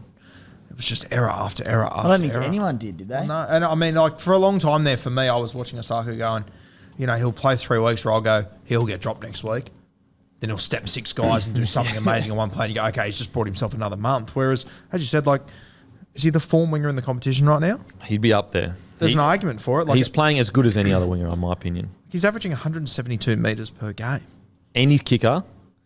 And he's scoring I think tries. so, yeah. Him and probably maybe Kiraz. Unbelievable. Him, To'o. To'o's just To'oing. Yeah, I know, he's To'oing. He's good every week. It's almost like, compare him to that, it's like, well, To'o's an Origin player and also he's doing things we haven't seen in a while. Anyway, Sarko, incredible. Hamiso, I want to talk quickly about Peyton. He has these, like, little moments where you're like, too honest. You shouldn't have said that. Remember a few years ago with the Taumalola situation? You're like, bro, what makes Peyton so great is he is so honest. And as a player, you love that shit because you're like, you know what? At least I know where I stand. So he basically, have you got the quote here? Yeah, it's in the notes. In the notes? Top of the notes. Oh, okay, we didn't do the store shout-outs, my bad. He said, my decision around the hammer, based on some of the words and action at the end of last year, and I'm not disappointed or bitter about him playing well. He's a nice kid. He left here a better footballer and a better person, and the Dolphins are reaping the rewards for some of our hard work and his application and talent on the pitch. When you read that, fair. But it's like that first bit, my decision around hammer, based on some of the words and his actions at the back end of last year. Todd Payton's clearly just being honest. But the way now, what's like, is that, what did he say? What happened? You've left the door open for, like, what happened there? Was there a drama? Did something happen off the field? And so that's a position where you go, I mean, he's still a rookie coach who's going to learn. I don't think Todd Payton says that in a few years' time. I don't think he gives the ammo to anyone by saying, he left because like he's saying that he's not upset, but he's also justifying why he let him go. Yeah. Which is like, I can understand he just lost, like he's pissed, but yeah, it was I just like unnecessary. And from a fan's perspective, when I would read that, I would straight away go, well, Saka must have kicked stones that he wasn't in the first grade side. Hamiso, sorry, yeah, must have kicked stones because he wasn't in the first grade side. Just unnecessary. Well, like for example, if a player came out and said something that bad that happened to him over coach, we'd all be going, bro, keep it in house. Yeah. Keep it in house. And it might be nothing, but you can't help but question it, like having read it now. Like, well, young player sucks because he's not selected. Fucking stop the press. Like, that is normal. These are hyper-competitive players. They're always going to be upset when they don't get selected. So I thought that was a little bit of a misstep by Toddy Payton, but nothing too crazy. Just a bit unfair on Hamiso. Didn't need to be said. Now everyone thinks that Hamiso did something wrong when we just don't know. But at the end of the day, Hamiso got the cookies. Got the cookies as well. Cookies, whatever you want. Chocolate chip cookies. He's been amazing. Absolutely amazing. Does he play Origin this year? No. Can't find a spot for him? No, I don't think so. It's just like, okay, so KP may be back in a couple of weeks, if not this week. Or round 8, did they say? Round 8? If KP's not available for whatever reason, does Hamiso come into the conversation for fullback, do you think? Or do you still think he's a few? I'm seeing where Brimo's at. Yep. And then obviously Reece Walsh. Then Hamiso definitely comes in the conversation for sure. I think right now KP, it's his spot. If he's not available and Brimo's not fit, then I think it becomes Hamiso or Reece Walsh. Reece Walsh is so electric in attack. He's just so, like, it's incredible. The only thing with Origin I wonder, and he's still yet to be tested, when he gets bashed in Origin, will he take his eye off the game? Will he, make a small error here or there? He may not, he may. We don't know. Attacking-wise, he's absolutely up to Origin level. I just want to see a bit more from Reece in regards to could he handle that arena at such a young age right now? Because, there's also the argument, Hamiso came in, 2 years ago? Yeah, did it right. Center, and he handled Turbo when Turbo was at his peak, so how's got the runs on the board there? That's what I mean. So you might even lean a bit to Hamiso because you know he can handle the Origin arena, whereas Reece is just an unknown. Like, you just don't know. Look, I'm sure he will, but are you going to risk your coaching job on that? It's a tough call. But in saying that, I do want to see Reece Walsh under Billy Slater. Holy shit. Far out. Anything else on the Dolphins, boys? Does it cement Wayne as the GOAT? Like, I feel like I flip-flop on this all the time. Yeah. Like, Bellamy's the GOAT. If Bellamy turns his storm around, they win again, he's the GOAT. But then the argument against that is he hasn't done it at multiple clubs. Then you go to Bennett. He's won multiple premierships at 2 clubs, got to a grand final with a 3rd team. He's taken this Dolphin team to like a record start. It's interesting too. Like, obviously, he's going to coach for the next 2 years, and then Christian Wolf takes over. No matter what happens, if the Dolphins go well, it'll be, well, Wayne Bennett set him up for success. If they go to shit, it'll be, well, this is Wayne. You need him in the building. He's absolutely nailed it. And it's hard on Bellyache because he's had a star-studded, unbelievable roster his entire career. But it's like, it's not his fault he attracts good players and then... Well, he created them too. Yeah, that's what I mean. And can build a roster around 4 superstars every year and can make it work. So it's like, you feel harsh, but then you look at Wayne, who's done it, as you said, at numerous clubs with weaker rosters and gets the best out of them, does it at Origin level time and time again. I've got to give it to Wayne. Didn't he give Knights to a prelim? Yep. Yeah. 2013. Fuck. And like everyone, what's funny? It's the same things were being said about the Knights roster that was saying about the Dolphins. Aging roster, no explosiveness, no this, no that. And he just nails it. Bellyache, it's tough because then the thing that I think goes in his favour is he's in a non-rugby league state. And also, outside of Cameron Smith, so Cam Smith was the only player that was there before Bellamy in regards to, so Cam Smith was brought to the club. They nearly let go of Cam Smith. He nearly went somewhere else because I think he had a hooker in front of him, and Cam Smith said, I think Cam Smith being the good bloke, he's like, I'm going to wait for your decision. Like, you let me know what you're going to do, and then I'll decide what I'm going to do, kind of thing. But outside of that, every single player is Bellamy's fucking prodigy. Yep. So it's a tough one. Anything else on the... Oh, look, we'll talk about Jeremy Marshall-King. As you said, great career. And actually, I'll leave this one to you, mate. We spoke about it, the top 5 and we chat. spoke about it at the time, and God, it shit me to no end when it happened that he gets a microphone shoved in his mouth, and I think they asked him what's his goal. He said, I want to be a top 5 hooker. And the internet went into full swing. How dare he say that? What an idiot. He's not in the top 20. Like, fancy having a crack at a guy who wants to be the best at what he does. Hey, newsflash. Right now, he's a top 5 hooker. He's a top 5 hooker. He's without a doubt a top 5 hooker right now. I would argue he's a top 3 hooker right now based on 2023 form. Yeah. I wouldn't argue that strongly against it. You've got like Harry Grant, probably 1. Number 2.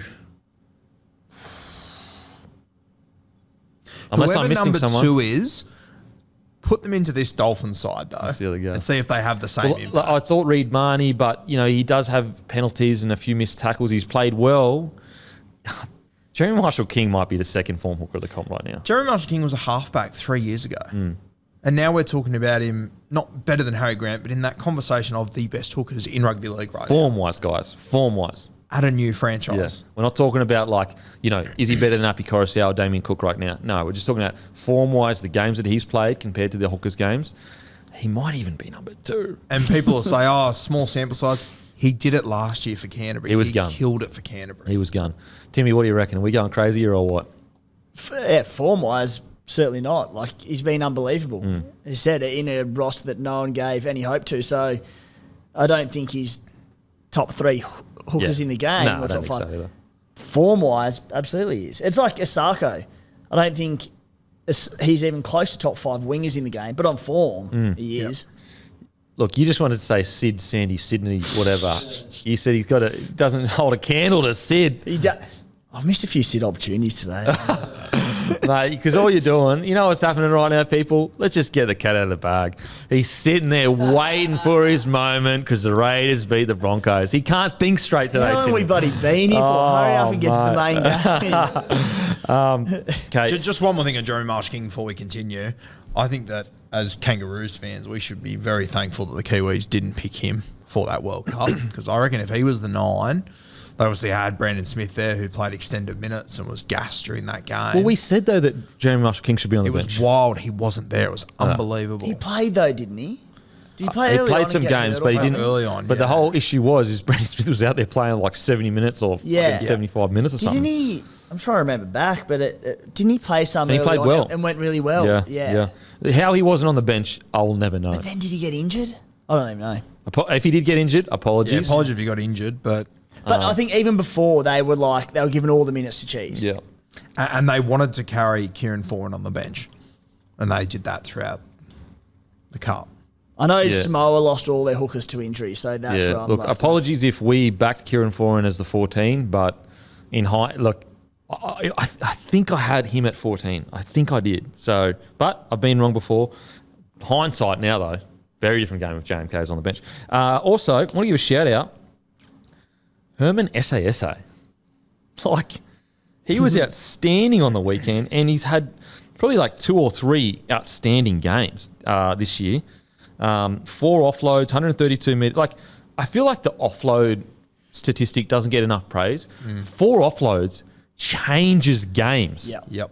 Changes games. And it doesn't... I think it's because an offload, not all offloads are equal. Some are just terrible out the back or whatever. But if you do 4 good offloads, that could be 4 tries. It just doesn't get talked about enough. I think it's a very fair call, Campy. And the other thing is, a lot of the time, it won't get it won't get a try assist up for it. Let's look at Christian Welch, for example, on the weekend. The offload he threw for, it might have been the first or second try of the game, it was quite early on, I believe, was terrific. And they were attacking the line, went for the line, went bang, popped it out the back, went whack, whack, whack, scored out wide, all because of the offload.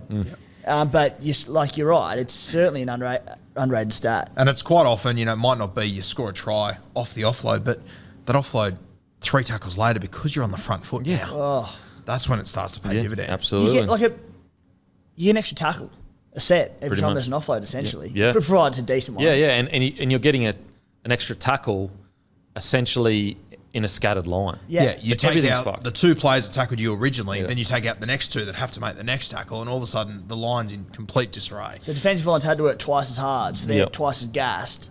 Yep. And what you'll quite often get if you watch the game closely, a lot of teams give away 6 agains after an offload because they know they're in disarray. They know that guys are missing and whatnot.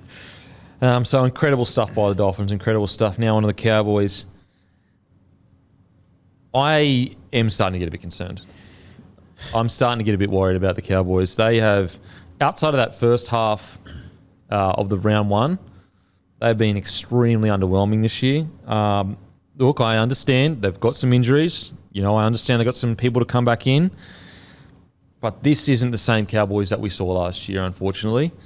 There is no way at home they should be losing to a Dolphins side that has a 19-year-old 7 that and Cody Nicarima at 6, who's usually a 14. We've been through it all. You look at their roster that they rolled out. Scotty Drinkwater, Felt, Holmes, Hiku, Elliott. Yeah, well, Elliott's more of a fringe first grader, and he didn't have the best game, but he wasn't the reason why they lost. Dearden, Townsend, Dunn. Yeah, he's a fringy. Reece Robson, gun. Cotter, gun. Cohen Hess, origin player. Griffin Neem, gun. Jason Tamalolo, bench. Granville, Tanua Brown, Riley Price, and Tom Chester. Is that a premiership winning side? Maybe not. But is it a better side than what they've been doing lately? I think so. I'm a little bit worried about the Cowboys. Yeah, I keep making excuses for them because Scotty Drinkwater's out, Ruben Cotter's out, but both came back in on the weekend, and I'm much more worried now. I agree with you, mate. And we spoke about it. It's hard to stay on the top, stay on top in this league. We spoke about it all preseason that there's always teams that do drop out of the top 8, and it can be hard for teams that come from nowhere to all of a sudden to the very top to stay there. And I personally think we are seeing that with the North Queensland Cowboys at the moment. It's surprising because I really thought, they'd turn. I really thought that they'd get even better this year. Even better. Just looking at their wins, so they lost. Their only win against the Titans in the bye. I bet the Raiders too. Sorry, beat the Raiders round 1 by close as game. 2 points, I think, in the end. So Raiders and Titans, 2 bottom 8 sides at the moment. And also you would say a lot of people coming into this year would have them as bottom 8 sides. Outside of that, unfortunately. And I know Cowboys fans, I'm not sitting here saying it's panic stations and you need to have meetings about, roster clean-outs or whatever. But I do think something needs to click soon for the Cowboys. And mate, from a Supercoach point of view, we spent all preseason going, get on the Cowboys. Their early season draw is unreal. We're now sitting here after 6 games. They've won 2 games of football. It's not a hard start of season. It is. No disrespect to teams they're playing, but it's not. It's not an Eels start to the season. Let's put it that way. So they can absolutely still turn it around. It's only round 6 that has just gone by. Plenty more footy to play, but it's just that edge and grit that they had last year. I'm just not seeing that same kind of they just were so tough last year and they just refused to let you score points. Whereas this year they just seem to, I don't know, are they overtrained? I'm not sure. It'll be interesting over the next 2 weeks. They play the Warriors next week in Mount Smart. It's going to be a tough one. Well, they already lost to Warriors. The Warriors aren't going to fold on you at Mount Smart. Then they play the Newcastle Knights, who are hanging in every single contest, and that might be the return of KP as well. Then they go Sharks, Roosters. They got to turn around. Basically, next 2 games should need to be must wins. Essentially, really. I think so. Because if they drop them and then if they drop 4 games on the trot, can they even make the 8? Then it's Origin all of a sudden. Yeah, you lose Holmes, Dearden potentially, Cotter, Reece Robson. Griffin Neem's out for 2 months now. I just saw the news there. Oh, fuck. So Neem's gone for 2 months. Nanai comes back this week, but I also don't think he's going to fix the issues that they're having, Nanai, around that grit. And someone's going to take 20 carries and just work his butt off. I'll get your boys' thoughts on it because I'll sound like a broken record, but are they using Val Holmes poorly? Because I just think he's the best player in that team. At times quite comfortably, at least the classiest, enormous X factor. Big game player too. Big game player, and he just has to sit on his edge, and he takes carries and he comes out of his own end a lot, but they've got to find a way to inject him in attack more, don't they? Every strike play, he runs the overs as a decoy. Yeah. Every single time. They finally gave him a bit of good ball the other night. Nearly won them match. Yeah. He burst over to get them back in front, didn't he? Yes. Yeah. But the way they use him, if I'm playing against the Cowboys, I'm going, thank you. Yeah. What happened last year when he was doing, I don't know if it's an order, I don't know if it's him or what's going on, but last year when he was roaming around and playing like another fullback, and he's unbelievable. It's not to say he's been poor this year because he hasn't. I just think he's just, let him run. But like you don't even have to let him roam. Like I think it was great when he did that, but you even look at the way that like Hastings is using Bradman Best. Get the ball, let go of it, and get it to him as quick as you can. That's when Val can do so much damage. You know what's crazy is we haven't even spoken about it. He still ran for 155 metres, had 12 tackle breaks and 2 line breaks. He's a freak. Far He's out. not getting any good ball. That's the key word, good ball. He's having runs and doing the hard yards. Well, it's not like he's running for 7 times a game. He's running 15, 20 times a game, but it's all just like doing the hard yakka. I think a good example is exactly what you said. I totally agree, Timmy. Like, he's your strike weapon. He's your guy that you get it to. I do feel like Peter Hiku's had a really quiet year compared to last year. He was my boy last year. He was always running for the most metres, whereas I think this year I don't know if he's tired, I don't know if he's injured or he's got whatever it is. He's definitely not the player he was last year, and they relied so heavily on him getting through a lot of work to give Holmes the good ball, whereas now it's almost like flipped. Like Holmes is the guy that's just doing all the fucking tough carries, and because like the fact that he had 12 tackle breaks, 155 metres, and no one really talked about it shows you that he's just getting the shit work. Because what did we used to do last year? Peter Hiku, every time you look at the stats, you go, holy shit, he had 20 runs and 200 metres. And so, I don't know, are they? I would love to see, is there stats to show that they're in a good ball, they're going to Hiku's side more maybe? I'm not sure, but... Possibly, yeah. Definitely need more from Hiku. Brendan Elliott didn't have the best game, unfortunately. Got through a lot of work and... but unfortunately wasn't the best. Scotty Drinkwater, 2 try assists, but I did think he was still a little bit tentative, which is surprising because it wasn't an injury that kept him out. I think Reece Robson, he's always solid, and there were a few games early on that I was like, fuck, he's taking that next step. But I just think across the board, there's not really a single player right now that's playing better footy than they did last year, and that's a bit of a worry. And I think it's a worry, but it's also what makes it hard to identify what the exact issue is because they're all just a little bit down. Like if there was, it'd be so much easier if there was one specific player who was playing poorly and it was costing them. That's an easier fix. I don't know. Yeah, I'm starting to get very worried about the Cowboys as well. Like Taumalolo, 46 minutes, 113 metres, 18 tackles, 4 misses. That is not Taumalolo. That's a different bloke. He doesn't miss tackles often, usually at 0, and him at 100. Did he get injured or something? Don't think so. I don't think so. Apologies. If he got injured, I apologise. But that is not Taumalolo. And this is with, the utmost respect to the Dolphins too. It's not like they're a forward pack that is throwing a million at you. They don't have a Taumalolo. They don't have these absolute groundbreaking guys. They just have guys that will just do their job and just go forward. Yeah, so they got to get it together soon because this top 8 is getting harder and harder to make. So hopefully they can. The season isn't over for them, but if they drop, in the next 5 games, if they only win 1, how do they make the 8? Well, the other thing as well, when you have a look at the top 8 at the moment, there's obviously 8 teams in there. I think 5 of them haven't had buys yet. Yeah. So there's only 3 teams in there that have had a buy. Because let's say another 5 games, we're sitting at round 11 then. And let's say you only win 1 of that. Basically, you have to win every one of your games just to squeak into the 8 then from there on out. Yep. So it's got to turn around quickly. Otherwise, it's just going to be mathematically impossible. As you said, Kempy, before, it also, despite the poor form, Val Holmes still plays Origin. Ruben Cotter still plays Origin. Nanai probably still plays Origin. Yeah. Reece Robson potentially. So they're not going to be done any favours through that period. Yeah. Far out. Tommy Dearden probably misses those games as 18th man. Yeah. And again,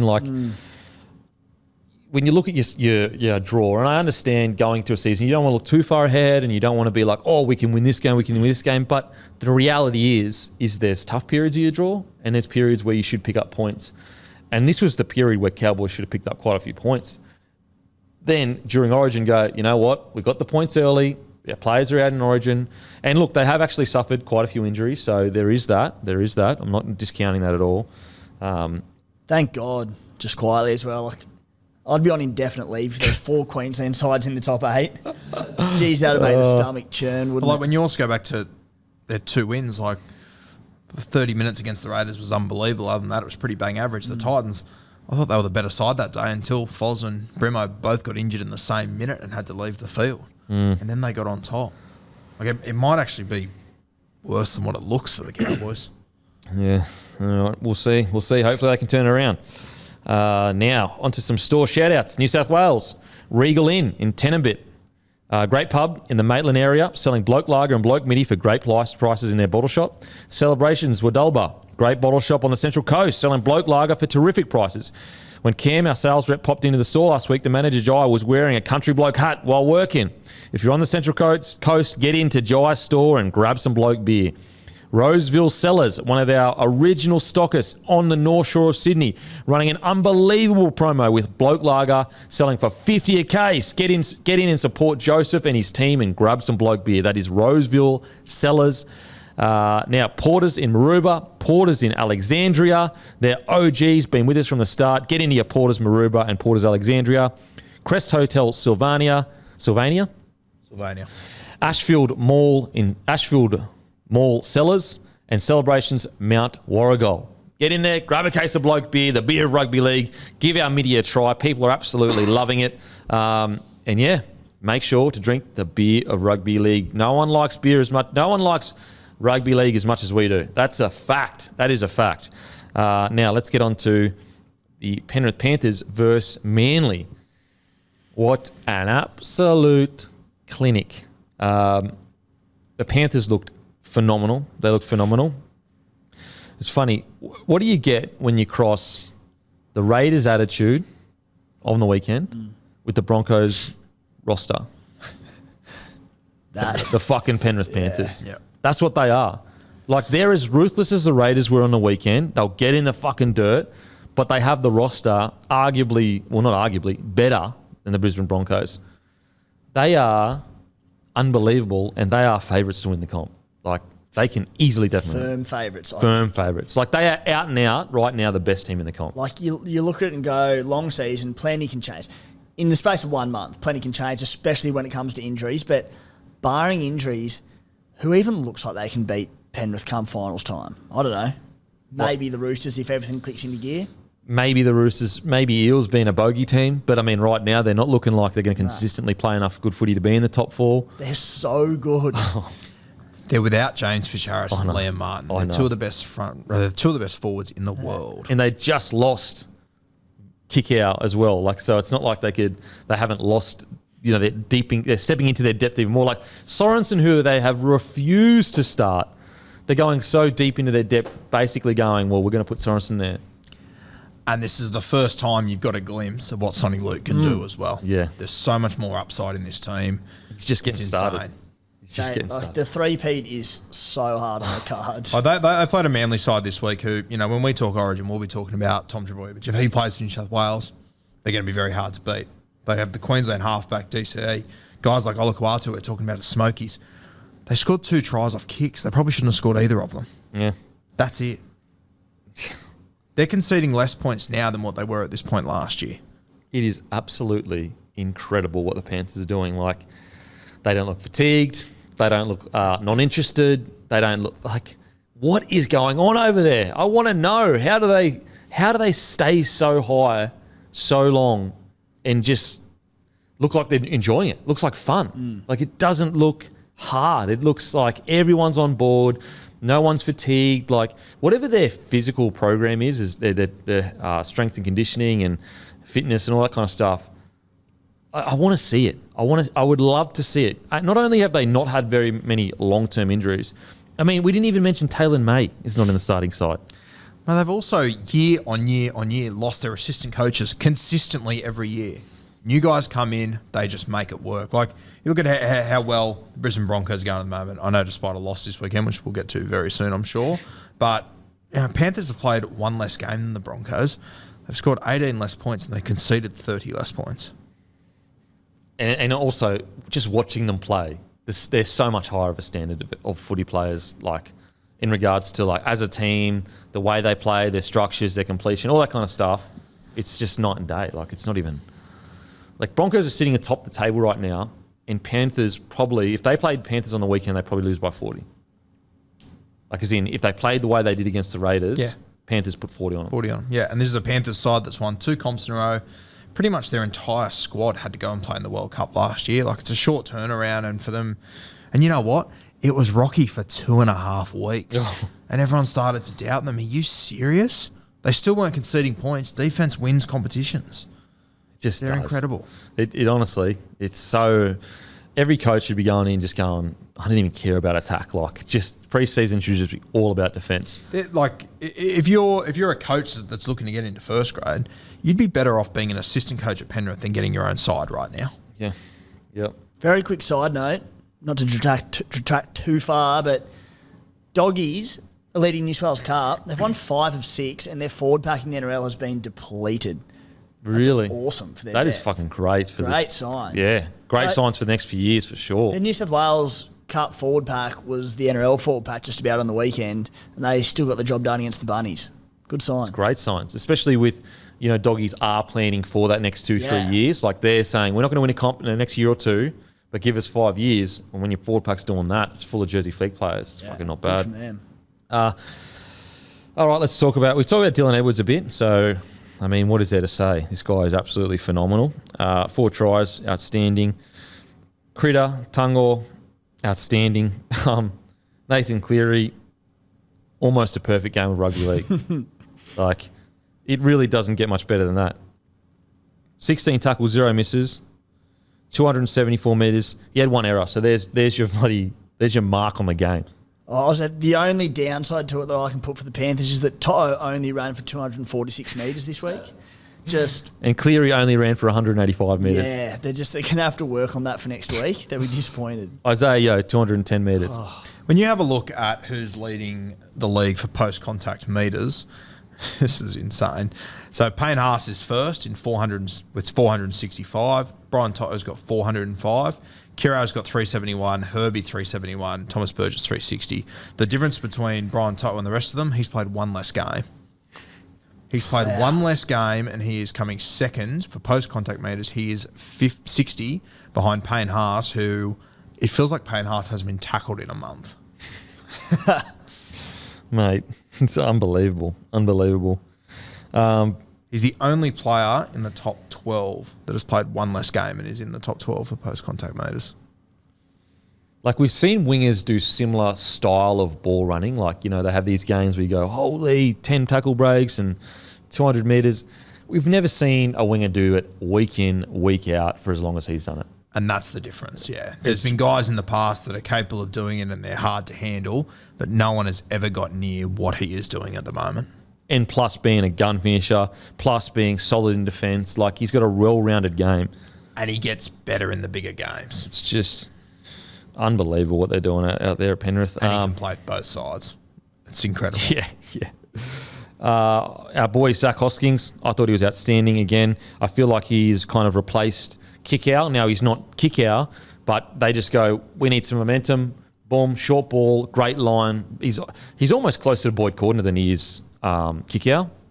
Cleary just goes, boom, short ball, and then they just spread it back to the other side, try time. Like, the amount of times they would just go, boom, Hoskins, short ball, and then the next play you see Tungor taking his centre on and making 40 metres, which is the other centre, the other side. It's just nearly every time. Yep.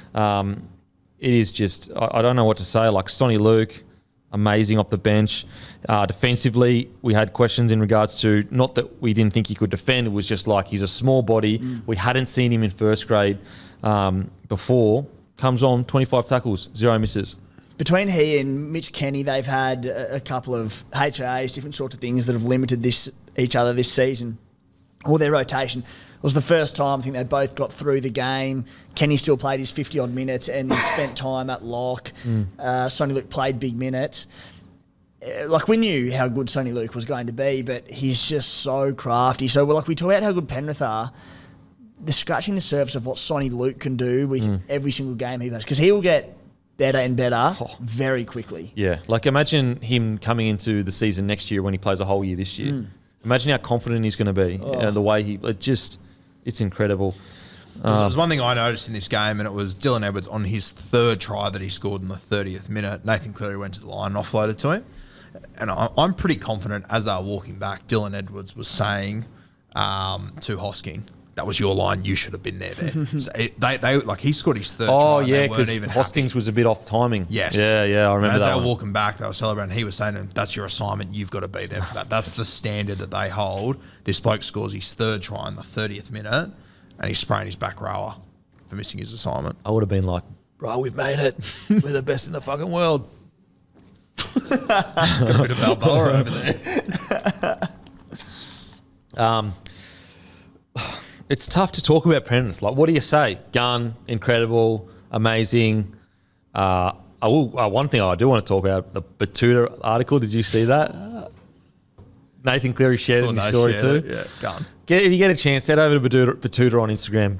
Honestly, one of the greatest follows in history of fucking Instagram. And just read an article about Ivan Cleary just getting a bit classier.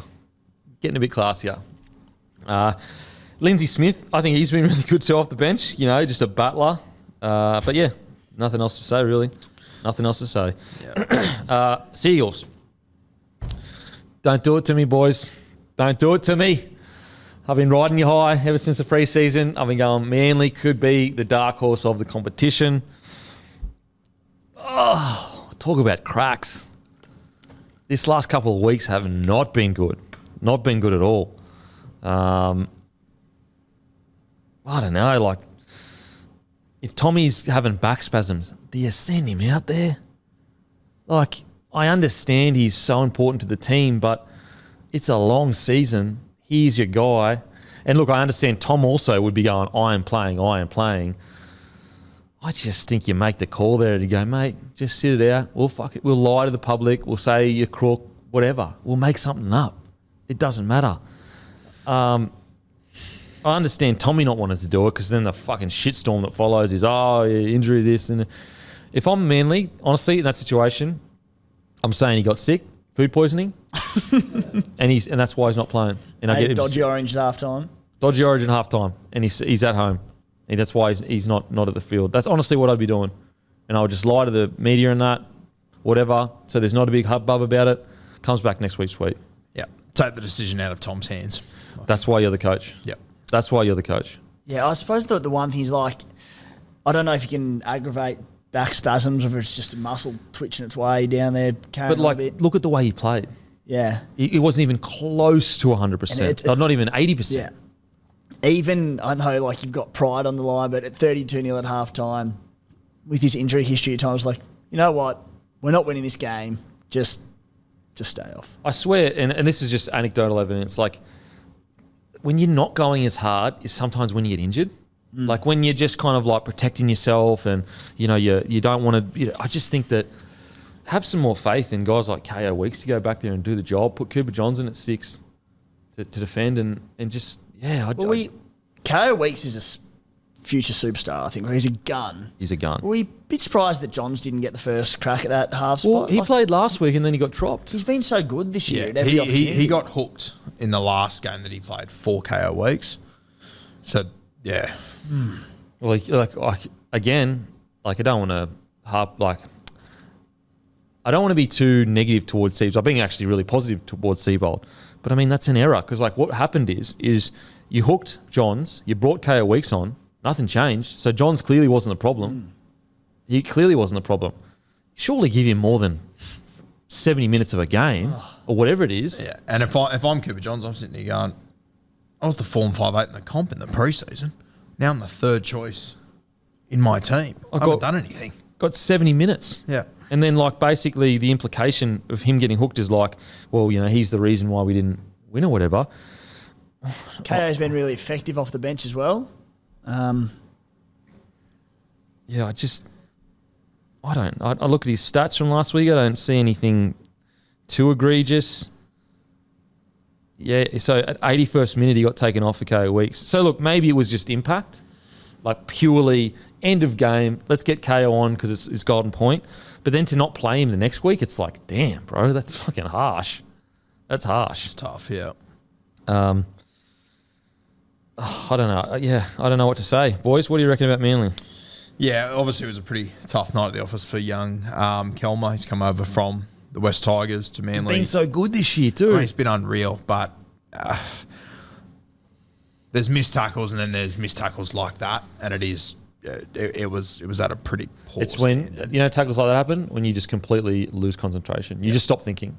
But with that second. You know what? With Kelmer, and I hate roasting too hard, but we're here to give our analytical sort of insights.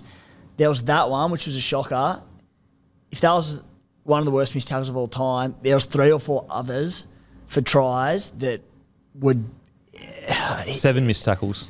And they were really, really bad.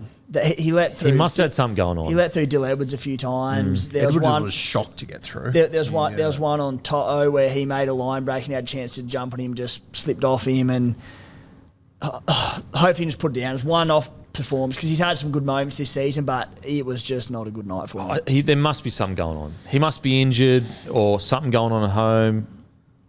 He's been so good. Yeah. He's been hyper aggressive, great in defence, like very silky on the edges. When I see something like that with a player that's playing so well, usually he's getting needled for his shoulder, something's happening at home. Like, you don't just turn into that kind of player. Yep. So hopefully he bounces back. I mean, we've seen other young guys have games like this. Yeah. They're humans. They got shit going on home. Yep. They got families. They got misses. They got fucking... Nanai had a game very similar to this last year. 10 weeks later, he was playing for Origin, and we're going, oh my God, he might be the best player. Yeah, 10 missed tackles last year in one game at Nanai. And he bounced So give back. him a chance to respond to it. Yeah, definitely. Oh, I hope. Fuck. Cooper Johnson didn't get a chance. Jesus. I think he'll get a chance for sure. I don't know what else to say, man. It was just a real, look, is it because Penrith are so good that they just got blown off the park? But when you pair it with the 32-all draw against the Knights, who, all credit to the Knights, gutsy as anything. I loved it. Manly should be beating the Knights. How often, Campy, do Penrith put cricket scores on teams and you're like, you know what, Penrith's just unbelievable, we'll forgive them for this one.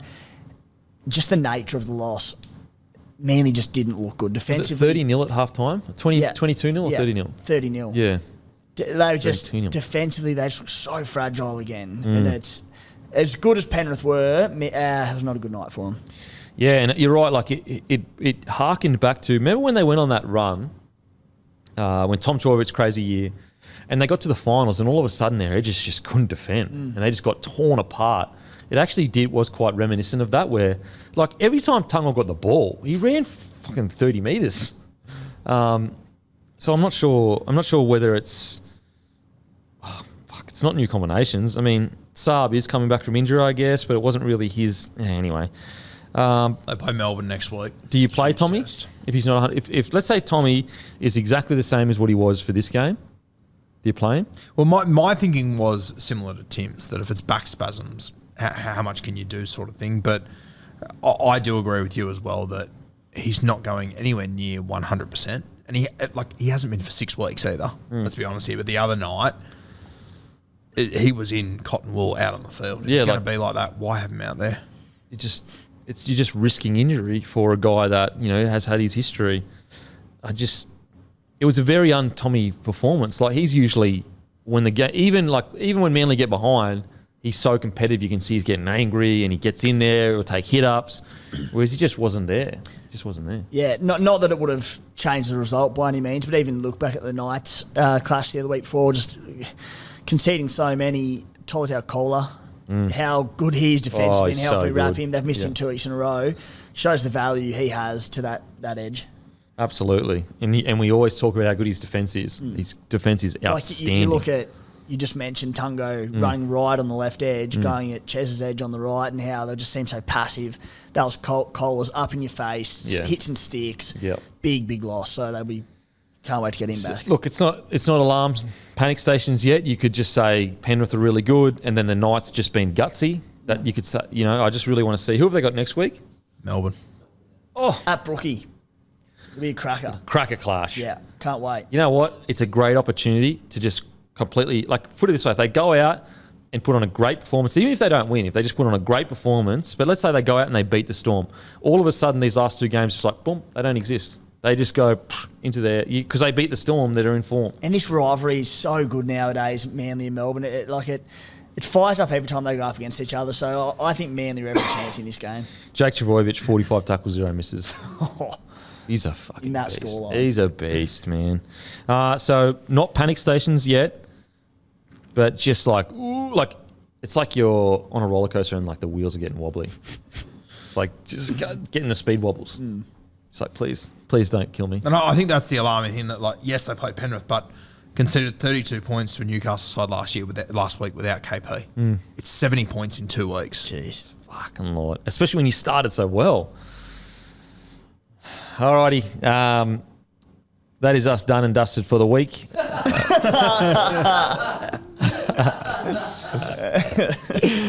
We'll see you next week.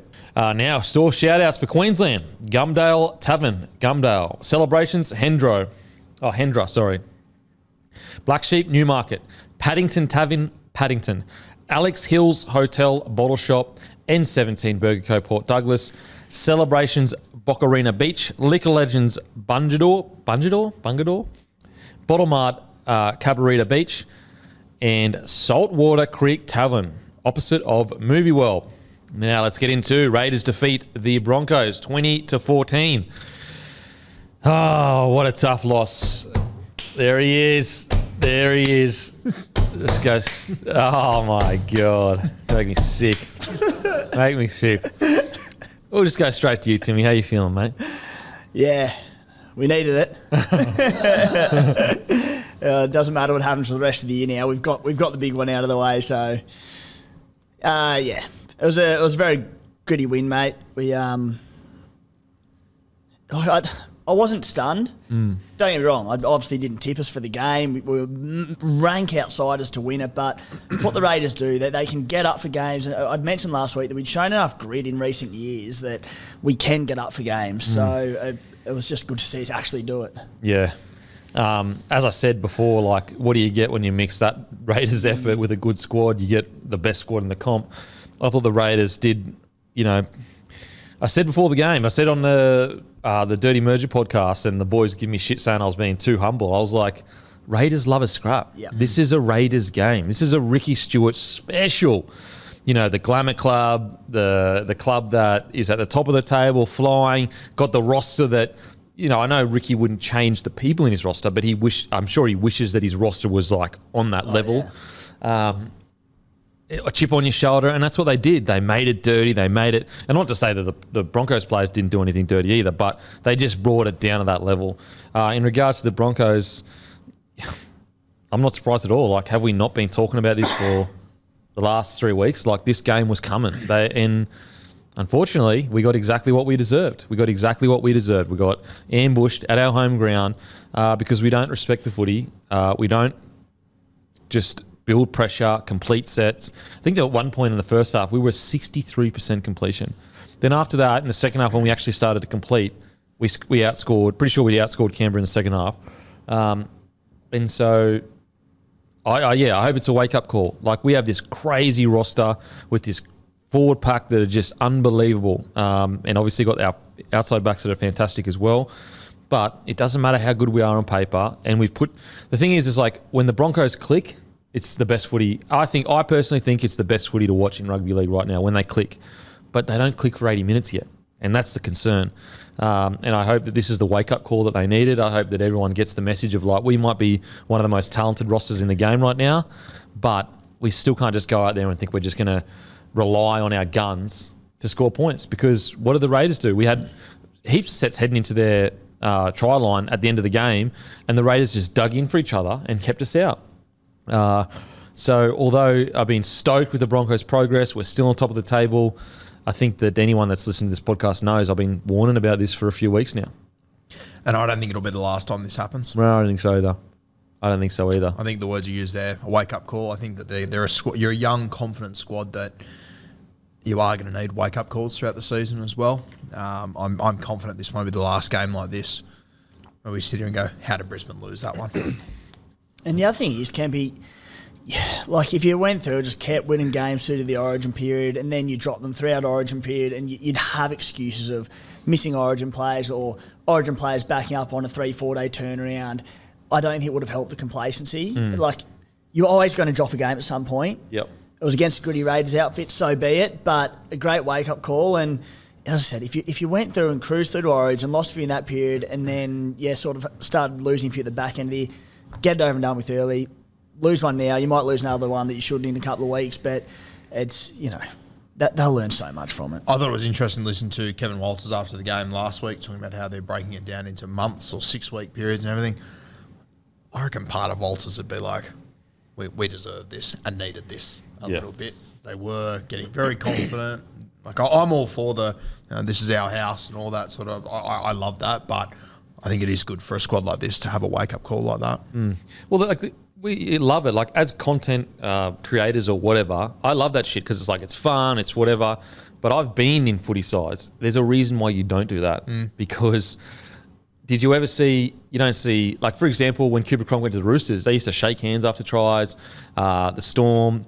Now, Penrith have bucked the trend, but don't use an exception to prove the rule. Yep. You know what I mean? The rule is usually, guys, let's not get ahead of ourselves. Let's not be, talking this and talking that, and this is our house. So from a fan's perspective, I love it because it's entertaining. So I go, fuck yeah, boys, how good. But from a footy's perspective, the safe option is just to keep everyone just a bit back and say this is a long season. And when you start doing stuff like that, gets people's tails up and they come and they fucking ambush you. And realistically, a squad like this, they aren't learning anything from winning 8-10 games in a row. No, they're learning things from these weeks. And I guess the frustrating thing is, if I could see this coming, why wasn't internally knocked on the head straight away? Now, I understand it's very hard when you've got a young, robust crew that, not that many older players, what's probably Catewell and Reynolds that are like senior players that are a bit older. So, look, if they came out and they completed 80% and they lost the game, I'd be like, yeah, sweet. Raiders just got up and did it. It's the fact that, first half they were down a 63% completion rate. Like, it just, honestly, it sounds, and no disrespect to Raiders, if Broncos go out and complete 80%, they 100% win that game. There's just no way they get beaten. And what's crazy as well is Raiders didn't even complete that high. So it's not like the Raiders came out and put on a fucking incredible tackling display and blew us off the park. No, they also had low completion rate. They were just super gutsy in defence. And also, when the time mattered, which is the first half, they completed relatively high and we completed poorly. And we just couldn't catch up. Whereas all those other games, what did we do? We started poorly or whatever it was, didn't complete, and we just go, you know what, Reece Walsh is going to do something amazing. So on Cobbo, we'll get the points. Raiders just refused. And it's just like, it's one like things like Jordan Ricky with his big Super Saiyan Goku celebration after scoring a try on the weekend where he put his hand on a loose ball. It's like it's all good and well, and that's fine. And mate, Ricky's had a terrific start to the season, so all good and well getting excited. But whether they want it or not, the label, the Broncos are a glamour club of the NRL, and people are looking for excuses to critique them and get into them. And after a loss, after a brilliant start to the season, they want to get into them. And it's just little things like that in a game where they've just been beaten by rank outsiders that you don't need it. I think they don't need unwarranted criticism because they've had such a great start to the competition. After last year, they did this for nearly the entire season last year and then had the bed shit at the end of the year. Like, don't put unnecessary pressure on yourselves, boys, with things like this. So, and you know what? The reason why Penrith get away with it, they're winning. Every time. They win. They come out, they win, and they play good, gutsy footy. And I don't think any... Like, I think that the Broncos are all playing gutsy footy, but it's sometimes not smart footy. Like, just the errors. Like, in that first half, you're just sitting there going, boys, these are not pushovers. They will make you pay. This is NRL. It doesn't matter whether you're playing the Tigers or you're playing the Raiders or whatever. So... And that's where Kempy complacency comes in. And again, it's only one game. It's only one loss. So it's not panic stations, but it's such a measure of a team like Penrith where They know they're the best in the NRL and how good they are and how talented their roster is, but they stick to their structures. They don't chance their arm. And that's where Brisbane, we've spoken about it for weeks, like they're just starting to creep into this bit of overconfidence and throwing balls that they should and this sort of thing. And we saw it on the weekend and it came back to bite them for the first time this season. But they need to, despite knowing how good the side is, they just need to rein it in and stick to what their structure is. And Penrith came up there a little bit. It was only 7 days earlier. Penrith went to Canberra and put 50 on them. Yeah. Same side with Joe Tapine. Yeah. Yeah.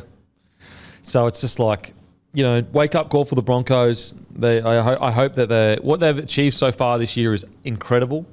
But it's going to take more than that to finish in the top 4 at the end of the year. We're going to need to have a set of standards that we stick to no matter what. I would rather us complete at 80% and win the game by 4 than, have this in crazy attacking footy but completing at 65, at 70, at 65. It's just, you can't build a season around that, especially with a young side. Whereas some of the older sides, you can get away with it to a degree because they know how to defend that kind of stuff. And I also think the game's changed as well. Like, in the years that the Roosters won the comp and they had like some of the worst completion rate, the 6 again rule wasn't in. Whereas when you've got a bad completion rate, things just snowball. And before you know it, you're on your line defending. Whereas back in the day, you make an error, you just slow the whole game down with wrestle.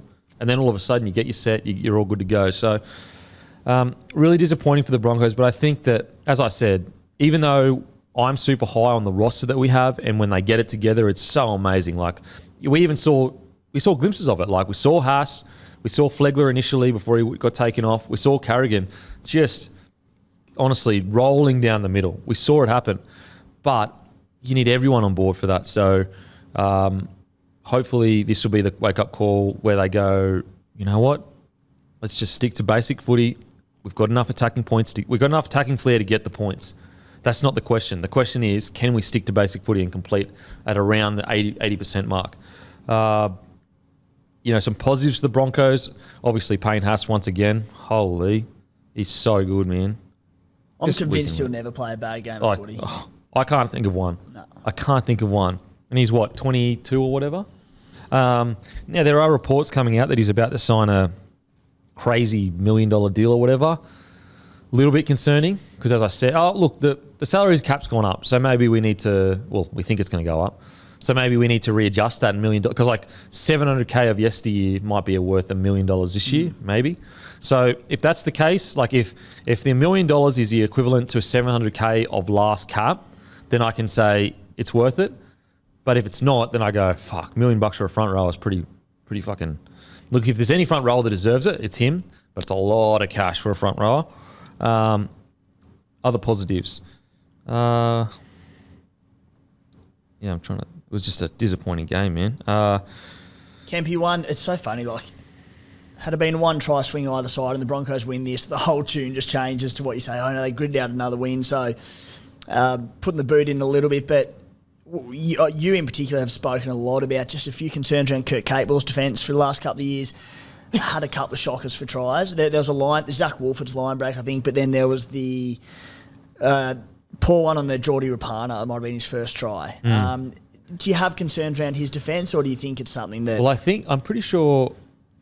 Was that Reece Walsh, or was that... wasn't there one that Reece Walsh... Was it a kick that he didn't get across to? Oh, anyway, I can't remember. He's usually... Last year he needed a shoulder reconstruction, I'm pretty sure. I would just put it down to he had a poor game. Just one night. Yeah, just one night. We could look for excuses. We lost Flegler or whatever, but still, we got to be better. And, I know there's going to be some people like, oh, you've been so high on the Broncos. Go back and have a listen. I've been talking about this for a few weeks now, saying that I am getting a bit concerned about the lack of respect for the ball, our completion rate. I don't know what else to say. It's not panic stations at all. There's no dramas. It's still at the top of the table, but it's a really good opportunity to go, all right, like we can be the flash in the pan side that started the year really well and then fall off, and by the end of the year we finish around 8th or whatever, or we can take a step back and go, let's just fine tune our game a little bit. And I hate to say it, it's the same what happened with the Storm when they were dominant.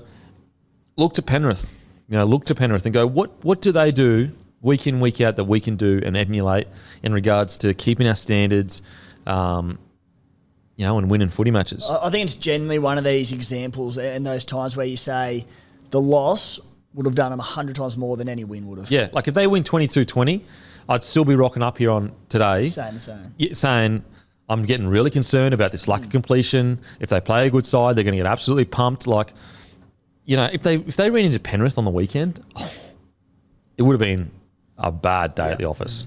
I think they definitely will bounce back. I still got faith in this side to just put together some incredible footy. But yeah, a wake-up call. We can't keep relying on our incredible talent to get us points. We need to rely on systems and teamwork to win footy matches. Now, onto the Raiders. What an absolutely incredible win. What a gutsy performance. And if you ever wanted to see an example of what the Raiders' identity was, watch that game of footy. That's what the Raiders are about. Chip on their shoulder. You could say a little bit dirty here and there, like not dirty like bad way, but hyper aggressive, willing to get into the niggle. Like Hudson Young just was loving it. Like he's like a puppy in he's like a kid in a candy store just going, this is the best. Just dragging a team down into a battle. And unfortunately for the Broncos, the Raiders loved it. They loved that battle and they thrived in it. Jamal Fogarty, I thought he had one of his best games I've ever seen from him. We'll talk about the huge call in regards to at the end. I honestly, it's irrelevant. It's relevant in regards to I hope Geordie's okay, and I think it was an accident by Marty Tapau. But as a Broncos fan, if you're relying on that to get the win, you're kidding yourself. We had way more opportunities to win that game, and it's a 50-50 call. Look, I think the perfect situation would have been someone gets up and just plays the ball, like no penalty. But like, it's how like he dropped the ball because he got kneed in the head. So it's very hard to say that he dropped the ball legally we get the ball then. So for me personally, it's irrelevant. Like it really is irrelevant. I think perfect scenario, Raiders get up, get someone else to play the ball. I think that it's almost a 50-50 call. If they had have given it to the Broncos, I would have been like, okay, fair enough. Marty Tapau couldn't have done anything. They give the penalty to Rapana. He's fucking blood going everywhere. He end up getting 20 stitches. Fair enough, I get it. Like, although I don't want the game to be ruled on optics, there are certain lines to that where you go, fuck, like this guy's bleeding everywhere, pissing out blood, knee to the head. It probably wouldn't have been the best to just like, that's the difference between, let's say a guy stays down and he gets a bit of a head knock. There's a fucking universe difference between that and blood pissing out everywhere. So I honestly think the penalties are irrelevant. I think the Raiders deserve to win that game, and it actually would have been a shame and unfair on the Raiders if we got that penalty and scored, because we didn't deserve to win. We did not deserve to win the game of footy. What do you boys reckon? I agree with everything you just said, 100%. It's rugby league. Those little things are going to happen. I don't think that Marty came in with that. Obviously, it didn't come in within any intent or anything like that.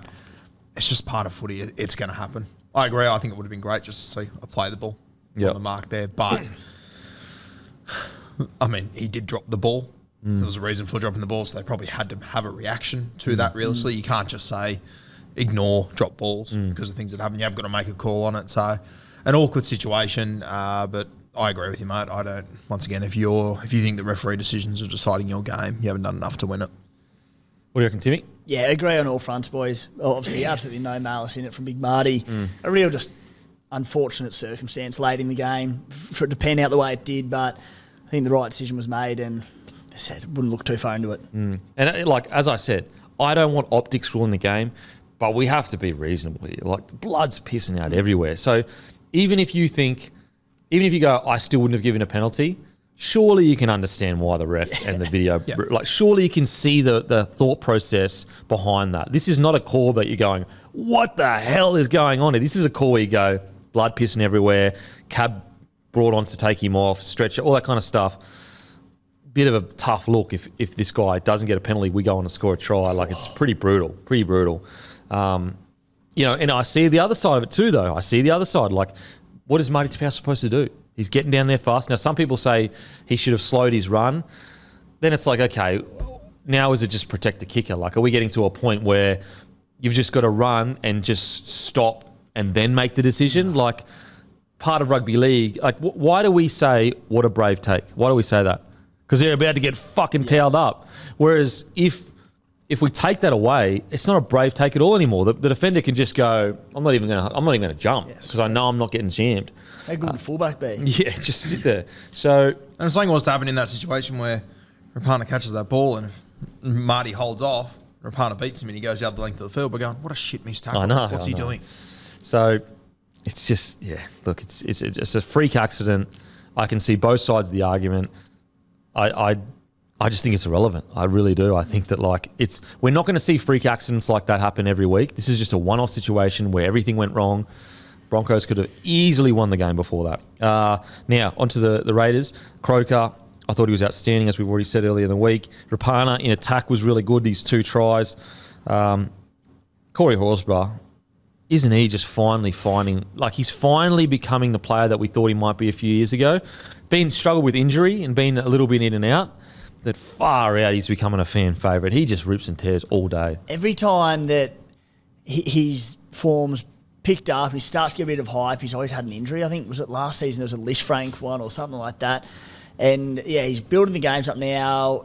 The trust of Ricky Stewart to throw him in there, played him 71 minutes, a lot of receipts. He was ball playing lock for us, which we've been looking for, and it was really effective. He threw a really nice ball for, I think it was the first try to Rapana in the back line, so he was enormous. And you talk about Kempy, the importance of offloads, and not even when he's on, he's got a terrific, quite calculated offload, Corey Horsburgh, and he's fantastic.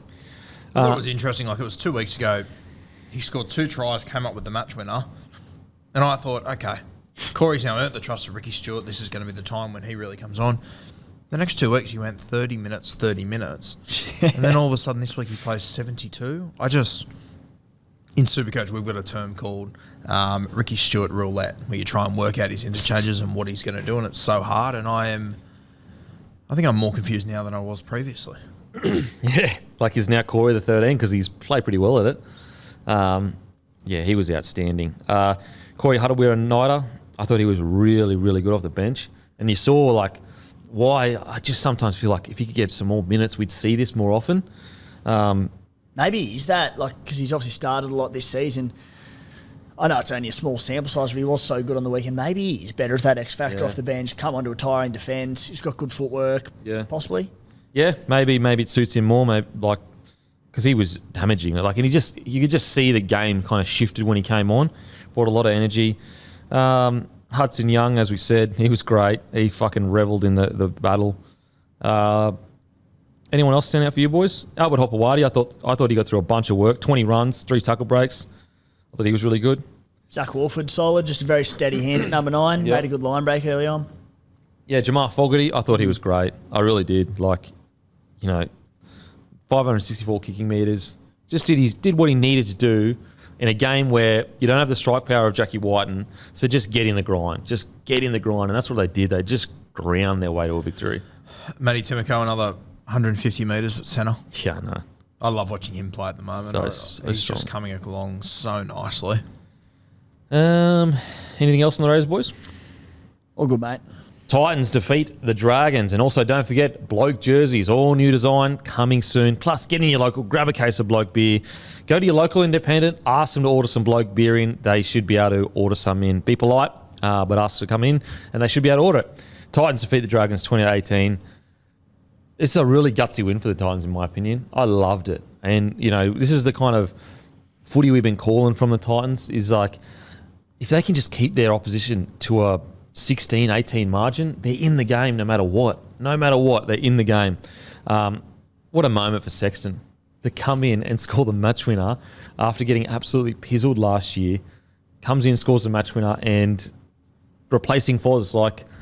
It's even with Foz and Brimo in the game, if they lost to the Dragons, no one would be sitting here going, disgraceful loss or whatever. But to have, Campbell at the back, Sexton at 6, and to do what they did, I was really, really impressed with this game. I love what I saw. And they can build off this as Titans. They can build off it. 100%. As you mentioned, Toby Sexton, a guy that we sat here at the start of last preseason, Kempy, and we were like, letting go of Jamal Fogarty is a very interesting decision. It's all on the arms, the shoulders of this kid. He's the future. And like we said at the start of last season, it won't shock us if he's not in the team to start the year in 2024 because there was too much pressure on him. It was too much of a hard situation. He's been left out in the cold. They've now got two halves in front of him. I even heard things over the last few weeks that Tom Weaver was getting close to being ahead of him as well. For him to come back into this game and have that moment, I thought it was sensational. I thoroughly enjoyed it. He's a kid that can play. He was just in a tough situation last year. And I thought for him to get his opportunity and take it like this, it was tremendous to see. Yeah. A try and a try assist as well. Unreal. So good. What do you think about the Titans? Mate, all around Toby Sexton as well, to be honest. He was outstanding. What impressed me most was that you see young halves dropped and they come in and out of first grade, and very, very rarely do they come back in with confidence to play a bit of footy. They just, and there's no major knock on it because they're told to go in there, do their job, kick well, get the team around the park, and that's fine. But rarely do they take the line on, do any of that sort of stuff. Mate, he offloaded for an early try. He threw a nice cut ball for, I believe, a try at one point. Took the line on to score a match winner in the dying moments of the game. His confidence was outstanding. He did nearly the entirety of the kicking, kicked for over 400 metres for them. And it's a sign, U-Boy's pressed it quite hard over the past 12 months that sometimes you need to send young half back to reserve grade to build their game and learn, and there's no harm in doing that. And that's a perfect example of just that. Yep. He came back, he was fantastic. Yep. And when you look at the try that he scored, there's so much more behind it and nuance because all day long, going to Fafita, he's the guy, he's the guy. And then on the one time where you go, they're definitely going into Fafita, boom, he dummies and goes himself. Like, that is something that's been building all game long, and having the guts as a 7 or 6 to identify, like, if there's one bloke on this field that they think that ball is going to, it's David Fafita, to go, David, just run a line outside me or just be outside me, dummy, try. Because, like, I honestly reckon Benny Hunt, if there were any other back rower, Benny Hunt just turns in. Because it's David Fafita, he's like, I need to stay square and just worried about my problem. Because all Benny Hunt's thinking in his head, I'm not going to be the one that gets bumped by David Fafita because I kept my eye off him to go in or whatever it was. Brilliant play by Sexton. He had Sewer skinned, and he said it was a rare moment where Benny Hunt, probably should have turned in. He saw that his back row was shot and tried to make the tackle. Even if he does, Sexton probably plays short for feet. He gets to 1-on-1, 8 metres out from the line and just walks over. So it was beautiful to watch. Oh, man, so good. And speaking of Dave Fafita, I think he's been sensational this year. He's been sensational. And what I love about it is that he's already signed his contract. So he's not playing footy to get re-signed or whatever. His game's completely changed. Like, he's no longer crabbing across the field. He's no longer, and when I see, if he just had good form, and he was playing like he did in the past, you could go, oh, well, this is Fafita in good form, like we've seen this. But he has made a point for his game to change. And so I don't know whether Foz has spoken to him. I don't know whether the coach has. I don't know whether he is personally going, you know what? I'm not playing like that anymore. I want to play like this. Maybe this is the way Fafita's wanted to be playing for a while, and he just hasn't had the opportunity. I think he's been outstanding. I think he's been one of the best back rowers in the comp. It's got to have something to do with Foz, surely. Surely it's good. Because, like, he doesn't have crazy tackle breaks anymore, and you might go, I mean, he's still out on the weekend, he had, 8. But, I mean, there was a period there where, like, week in, week out, it was like 10, 12, 13. He's offloading a heap as well. He sort of put that away, which is like, sweet. Just get the ball and run hard. If it's on, do it, but you don't have to score off every play. 100%. And, like, what was I saying last year is, like, the reason why I wanted to move him in the front row is just get him to run the ball straight. And that's what he's doing now. He's just running straight. And there was still a moment in this game where the game was tied and he just got himself into dummy half and just went, okay, I'm just going to take it upon myself to have a crack here. Got denied. So close to scoring. But I love that he's playing in shape and he's in the right spots and he's doing all the right things, but he still has the confidence in himself to go, I still know I can just get to dummy half and score when I want, and I'm going to do it when my team needs it. Didn't you love watching that unfold? I can't remember who it was, but someone had a really good run before and went pretty close. It was a relatively quick play, and you saw him just creeping up going, try and stop me here. Oh, he got so close. I thought he was a bit unlucky there too because I felt like Sewer did play the ball. Sewer he knew what he was doing. Like the ref's like, nah, just affecting the tackle. What, so a dude on the ground, you scoop to tackle him, do you? Like, come on, bro. It was one of them. I love when Fafita goes up, you know he's going to run it. One of my favourite things in rugby league was when Joey Leilua would go up to dummy half. Oh, yeah. And there'd be like 10 blokes around him, but you're like, Joey's going I'm himself. back him. He's going himself He pointed in. everyone. Just Back wouldn't even say anything, doing he'd these just go, ones. "Oh, dummy, okay." go blindside. And like when he was at his peak, he was so big and strong that half the time he just burst his way through them on the line. But it was so funny to watch. So like, you're not fooling anyone here. If you score, it's because you're a beast. Yeah, 100%. Those days at Canberra, the best. The ball would go to the right, and you just wouldn't see it again. It'd stay within that corridor and never leave. And most of the time, they'd come up with something. Rapana, Leilua. Rapana, Leilua. So good. It was so good to watch. Jaden Campbell was outstanding. A try, 183 metres, 7 tackle breaks, 2 line breaks, a line break assist. He's a freak. He's a freak. 1 offload, 6 tackles, only 1 miss. 93 kicking metres, 3 kicks. He's just got to go to a club where he can play fullback. He just has to. I know he's very loyal to the Gold Coast Titans, and you know we always appreciate loyalty, and I love that. But there's part of me that says loyalty could really screw up a great career here. When's his contract then? I felt a bit crook watching that on the weekend, just going, how is this bloke not an NRL starter? And also, like, a club that needs a fullback, you're sitting there going, fuck. What we give. And it's not that the Titans aren't going to utilise him or aren't going to know how to develop him, but they don't have a spot for They it. just don't. They just don't. End of 24. So November 1st this year, he can negotiate. Correct, yeah. Wow. Like, yeah. The thing is like, the Titans love him. Like, this is not a situation where he's on the outer and fucking... I mean, the Titans are finding a spot for him. Number 14 on the bench. Like, that shows you how much the Titans love him because he's 14. He shouldn't be 14 because he's so small. I mean, he comes on and still does a job, but I just think that there's going to be quite a few clubs going, what we could do with this kid could be literally this kid could be anything. It could be anything. Like, what we could do with a guy like Jaden Campbell, like one of the, you know, let's say Pappy doesn't recover well at the Storm. Let's say he doesn't, you know, get all the way back to his best, which touch wood, we hope he does. Jaden Campbell in a Storm system, like through the middle there, wow. He'd be unbelievable in one of those systems, but I think he'd just be unbelievable in a team that has a spot for him. Tigers. Maybe. Not what I want to see. but- Bit of bias, but the Raiders, we're a side that lack X factor, we lack spark. We've got this terrific forward pack. Him just feasting off the back of any quick play, the ball's an offload, second phase play. Like, oh God, I reckon he'd fit in good with us. And just like Savage goes to a wing and Yeah, you're good. I thought Moe Fodawaker also had a good knock again. Especially he was like really aggressive at the start, which was good. But yeah, great win for the Titans. Great win. Now onto the Dragons. So close yet so far. So close yet so far. Look, I'm not that disappointed with the Dragons' performance, to be honest. Like, completed at 77%.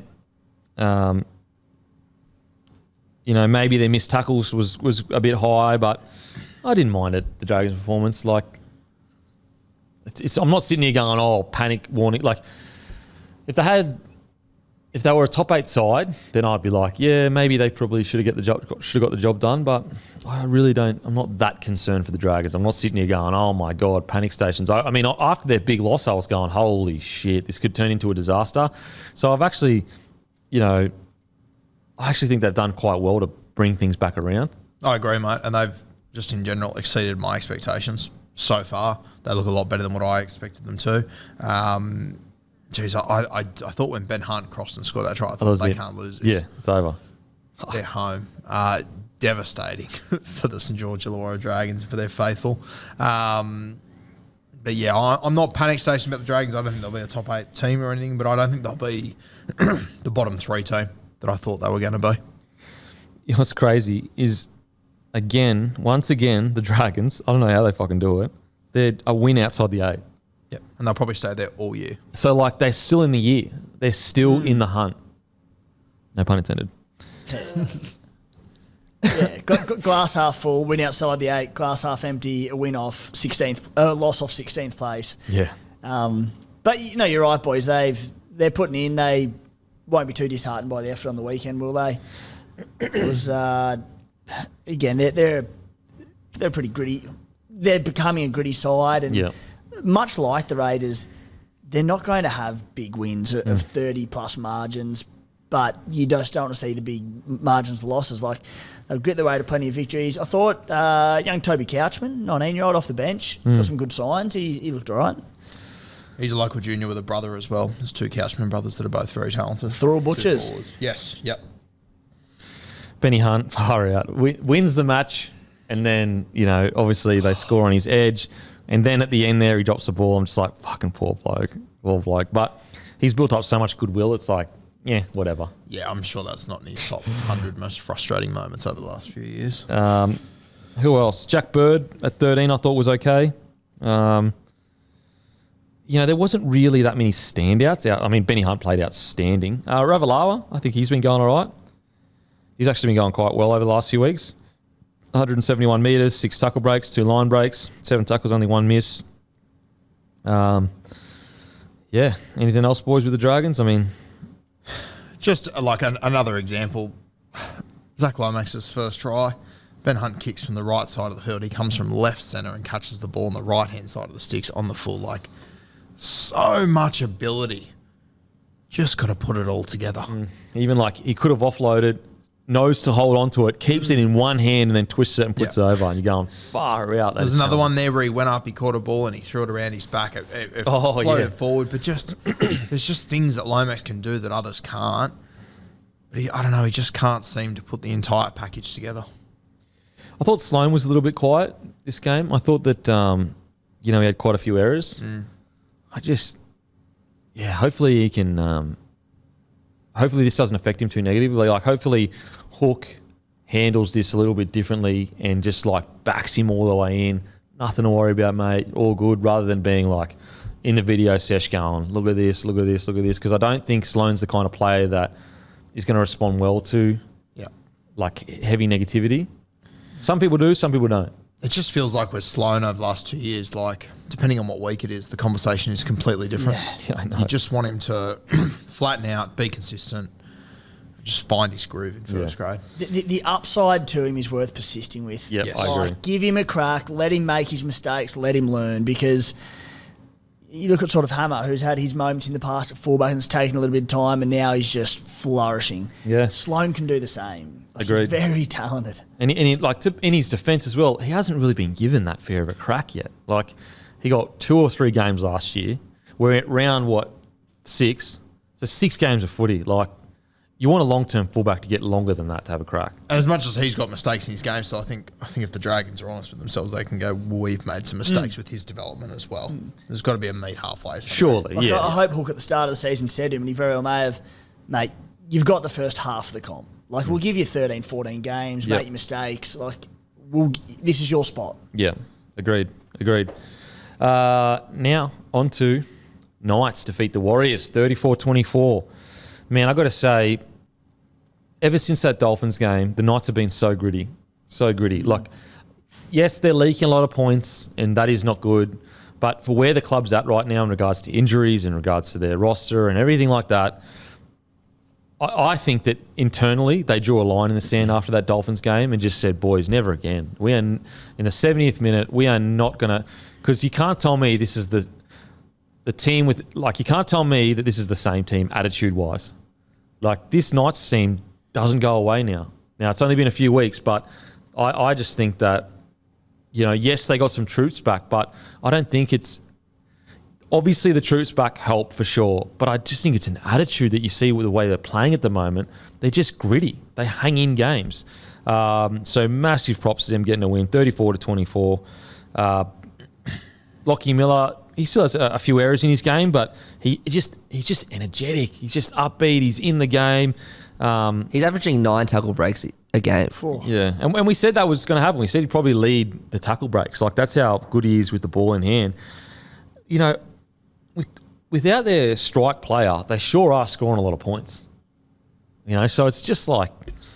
Well, I mean, if you want to have a look at it from this point of view, they had the draw with the Manly Seagulls, right? If they would have won that game, they'd have as many wins as the Penrith Panthers, and the Panthers have had a bye. Jeez. Amazing. And so the Knights are 8th right now. I think Adam O'Brien deserves a rap. 100%. I think he deserves a rap. Like, I know it's not perfect and it's ugly ways and blah, blah, blah, like, for sure. But this club was... There was a period when they lost both, like, Kalen and Brayley, and all these players went out. You're sitting there going, oh, shit, this could be an absolute disaster. They're fighting. They're just hanging in there by pure grit. For sure. And, he had Adam Elliott for the first game. He hasn't seen him since. KP's been out. Jaden Brayley's had injuries. Frizzell's been out, I think. Frizzell's been out. Jacob Saifiti's been out for a few weeks now. Like, there has been so many reasons why the Newcastle Knights could have just folded like origami so far this year, and they haven't. They just keep fighting. And the football there's playing, there's nothing fancy about it. No. It's nothing special. It's just consistent, and they hang in there. And that's what Newcastle's about. Like, speaking to people that are Newcastle fans, they're so proud of what the Knights are doing at the moment. They're coming 8th. They're not coming first. It's not perfect, but they're just hanging in the fight every single time. They're not rolling over. Yep. And that's what you want to see. Like, you can forgive anything. You just don't want to see that last 15 minutes where they just go, oh, fuck, game's over or whatever. It's ironic because their last 2 weeks, that has been the last 10 minutes is where they've almost got into the fight. Whereas the week before against the Dolphins, it just was over. Like, the Dolphins just went bang, bang, bang, and all of a sudden it's 32-20 or whatever. And a great example of that was sort of watching, they had 22-6 at half time, and you sort of thought, I thought, the Warriors are right in this. Like, I can see them coming back and potentially winning this. They went bang, bang straight after the break, got it back to within a couple of points. Knights found something. Yeah. And they went across, I think they got the next two. Essentially, pretty well put the game to bed. Yep. We spoke about last week saying that Knights are going to have some very entertaining games this year because the defence is a bit leaky, but their attack looks so good. Yeah. With KP to come back in. So really getting excited to watch the Knights play at the moment. And we remember, particularly towards the back end of last year, boys, when they were having their struggles and it was a tough watch. Yep. But right now, they're so entertaining. Yeah, I love it. I just love how tough and gritty they are. Like, they're going to make it it's going to be a fight. They're just going to battle, and I love that shit. Shout out to Jalen Brayley, though. Poor bloke. Oh, my God. We said, Kempy off air, between him and Adam Dewey, blokes that ACLs are horrible to see in the NRL. When you get one of them, it's like, unfortunately, it's part of the game. Injuries happen. Yep. But when blokes like that get a pair of season-ending injuries within 2 or 3 years, it's gut-wrenching. Oh, mate. Is his third one, I think? Is it his third one? Did he do Achilles, ACL, Or is it Dewey's ACL? third one? Dewey's third. Yeah. Okay, but it's Brayley's second? It's Brayley's second, I'm pretty sure. Has Brayley done 2 ACLs and Achilles? Yeah, I think so. Yeah. 2 ACLs and Achilles. Far out. Not fair. And, you just want to see him get some footy under his belt because he's going to be one of those hookers that his game just gets better and better and better. So, poor fella. They lose so much with him as well. Oh, my God. Now they go, who goes to nines? Phoenix Crossland, Kurt Mann. Neither of them are nines. Yep. Chris Randall's gone. Well, it's going to be my question. Do you go to the market? I think you do. Yeah. I think you have to. I think you go and get the best New South Wales Cup hooker that you can find and just get him to... maybe you reach out to the Sharkies and say, what's is it Braden? What's it? Beryl? What's Beryl doing? We'll get him experience this year. We'll get him NRL experience. Deal for a year. We'll send you back. If you were Brisbane and they wanted Blake Moser, would you let him go down there for a year or not? Nah. Oh, I don't think so because I just don't know if he's even ready for first grade yet. Yep. If we had a gun 9 and Moser was behind a gun 9, then I would be more inclined to do it. But for example, Harry Grant, he was first grade ready when he was 21 or whatever, he's 20, but he was behind the goat. Yep. And obviously Dally M in Brandon as well. Whereas I think the Moser one, it's more, he's just not ready for first grade yet. I'd rather him get his confidence and ply his trade in Q Cup than go down there and battle in a team that, although it's been gutsy and incredible and rah-rah, the season could go poorly for them. It's the start, and you don't want his confidence to get hit with that. Because even the one where Harry Grant was at the Tigers, they came 9th. So it doesn't sound like a good year, but now it looks like a good year for the Tigers. Yeah, because I think the way that Newcastle play, everything is through Jackson Hastings, and then once KP's back, even more so. I just think they just need someone with a good pass. Yeah. Just make your tackles, just have good service, which Phoenix Cross, when he dropped in there a few weeks ago, Phoenix Crossland, I had a lot of question marks around his service there. So I think it'd be in their best interest to go and get someone, and there's so many options out there. This is a good New South Wales Cup hooker. Mamazelis, Jaden Beryl, there's so many guys out there. I'm sure Penrith have got 6 of them. You can go grab one. So many options. Most of them are probably from Newcastle anyway. Uncalled for. Damn, you're a savage. But yeah, just so good to see the Knights. Just gutsy, so much to celebrate. They're in the 8.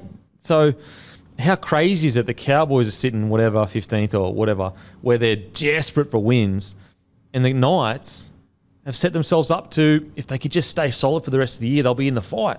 They're in the 8 with all their injuries, and they haven't had a bye yet either. And Jacko Hastings was terrific. Phoenix Crossland, third choice 5'8". Tyson Gamble was missed the week with the HIA. Crossland came in. I thought he had a really good game. Defence was fantastic. Good signs for the depth. Yeah, All absolutely. aside from hooker, because Dan Geggai's been playing good footy. Bradman Best looks better. Greg Marjou's been great. Huge test this week. Panthers, 5:30 up at Newcastle. Jeez. Honestly, anyone playing the Panthers is fucked at the moment. Anyone playing the Panthers is sitting there going, oh shit. But you have a look at not that the Panthers game is unwinnable, but it can be very tough to win that. Then they go Cowboys, Parramatta into their bye. So I think that's 2 games there that KP will probably be back for. The Knights can win those. At least one of them. At least the Cowboys won at the moment. And then all of a sudden you're sitting there after, round 10 with 6 wins. You've already got a Panthers game out of the way. It's not a bad spot to be sitting. Yeah, agreed. So massive congratulations to the Knights for where they are at the moment. On to the Warriors. I don't see this as a negative, really. Like, obviously it's a negative they lost, but they fought, they came back. Now, if we come out next week and they leak all points in the first half again, we have to start looking at, okay, that's a concern. There's a trend here where you're not coming out, guns blazing like you should be. But after what they did last week, I'm actually, I picked the Knights to win. I'm actually impressed by the fact that they fought back in the second half. I thought they'd be fatigued. And they fought back. So I didn't mind it. I thought Pompey was really good in attack. Defensively, he made 1 or 2 misreads. Johnson, 2 try assists. Obviously the first half isn't ideal, but I'm not too disappointed with the Warriors' performance. It's just their starts. Just got to get it sorted. I mean, we all sat here and complimented them on how good they were last week to get back in that game and everything, but still conceded 30 points at the end of the day. It's still a lot of points the Warriors are conceding, and it's still their starts that have cost, that it didn't cost them last week against the Sharks, but it's not what you want to do, and they did it again this week. So plenty of positives out of the Warriors, but still so much to work on. Yeah, and that's what we kind of said last week, though. Like, there's so much to grow into. Like, this is just the start, and at least they're showing fight. You can't teach fight. You can't train it. You can train all the other stuff. What do you got there, Matty? You talk about their starts, how they're early trailing, but they've actually conceded a try in the first 5 minutes of every game this year. Yeah, see, that's concerning. That's if it's every game. That's concerning. So but again, that's something that you can identify and fix. Whereas if your team doesn't have grit and fight, you can't fix that shit. Like, it's really impossible. Timmy, what do you think of the Warriors? Every week we've sat here and I've said how much I feel sorry for the Warriors for their injuries during games. And then, look, I know the brunt of the damage was done in the first half, but lost Wade Egan after 38 minutes. He has a tough trot, that bloke. Tamari Martin lasted 46 minutes. Lose their 6 and their 9. They're just getting so many injuries during games, which is just throws all rotation out of whack, really throws the game plan out of whack. So to lose those blokes, come out and have a good, at least, the first 20 of the second half. And Tohu Harris didn't play. Tohu Harris hasn't played their last 2 weeks. So their injury toll's been killing them. So I think they can take so much out of this game. They showed the grit, as you said, but they'll be fine. Some positive news. DWZ came back via reserve grade this week. 4 tries, 200 run metres, 4 line breaks, 12 tackle breaks. Not a bad day out. Wow. I thought Tom Ale, he was really good off the bench. 46 minutes. Oh, my God. Didn't he have a crack? Yeah. Anyway, 46 minutes, 150 metres. My phone's frozen. Mad. He's a good player, though, isn't he? Yeah, and he impressed in the. Remember, we talked about him in the trials, how he was really good.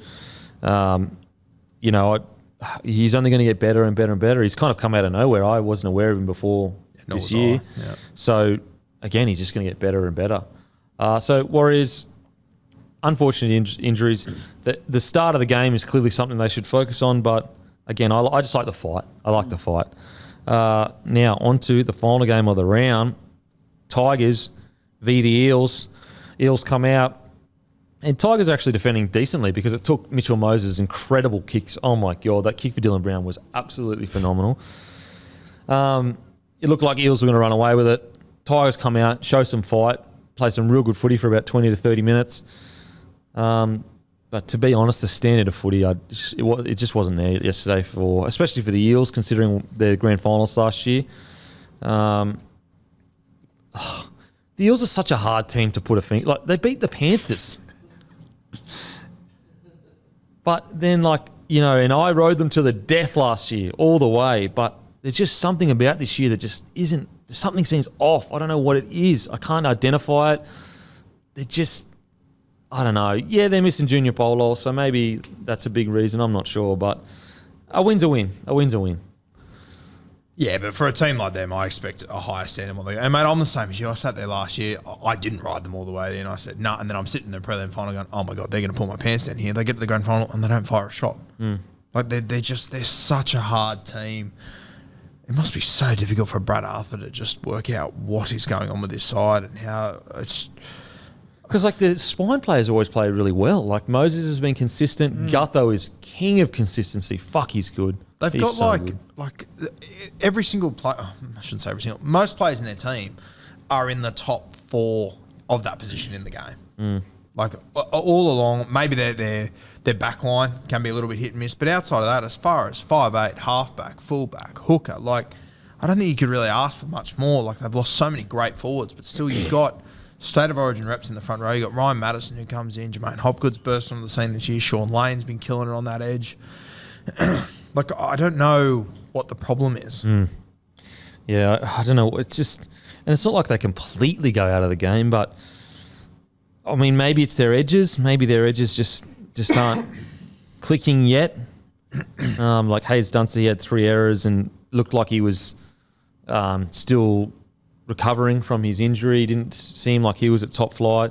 Then you got Sean Russell, who again, relative rookie, but then, Wanga Blake and Bailey Simonson have been struggling too. So it's kind of like, yeah, I don't know. I know that like it's an obvious thing to say all teams would improve if they had a Freddie, a Lockie, a Joey, a Cronk, one of these guys. But I would love to see this Parramatta team with a real just out-and-out winner in their spine somewhere because they're not missing anything. They should be a week in, week out, fantastic footy side. It's just like there's just a little bit something missing. Even now, Guru, you said can't pinpoint what it is, but we said earlier on in the season when they did have their injuries that they were lacking punch off the bench. They've now got Jermaine Hopgood coming off the bench.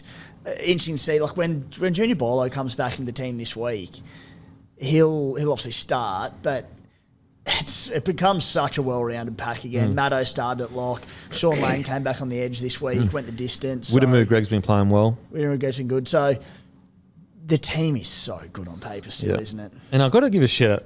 I think Bryce Cartwright's been pretty good this year, especially on the weekend. He's...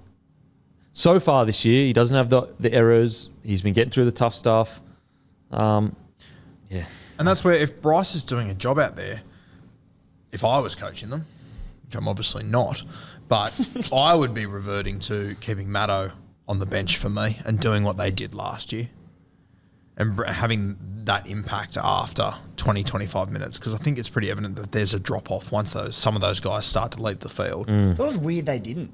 Hopgood seems like the bloke you want on in the start of the game to get through the hard yards. And Maddo, it was so effective for them last year. It really surprised me that Maddo didn't play off the bench and just play up 55 straight. Yeah, and Brett Arthur, his rotation has been questioned.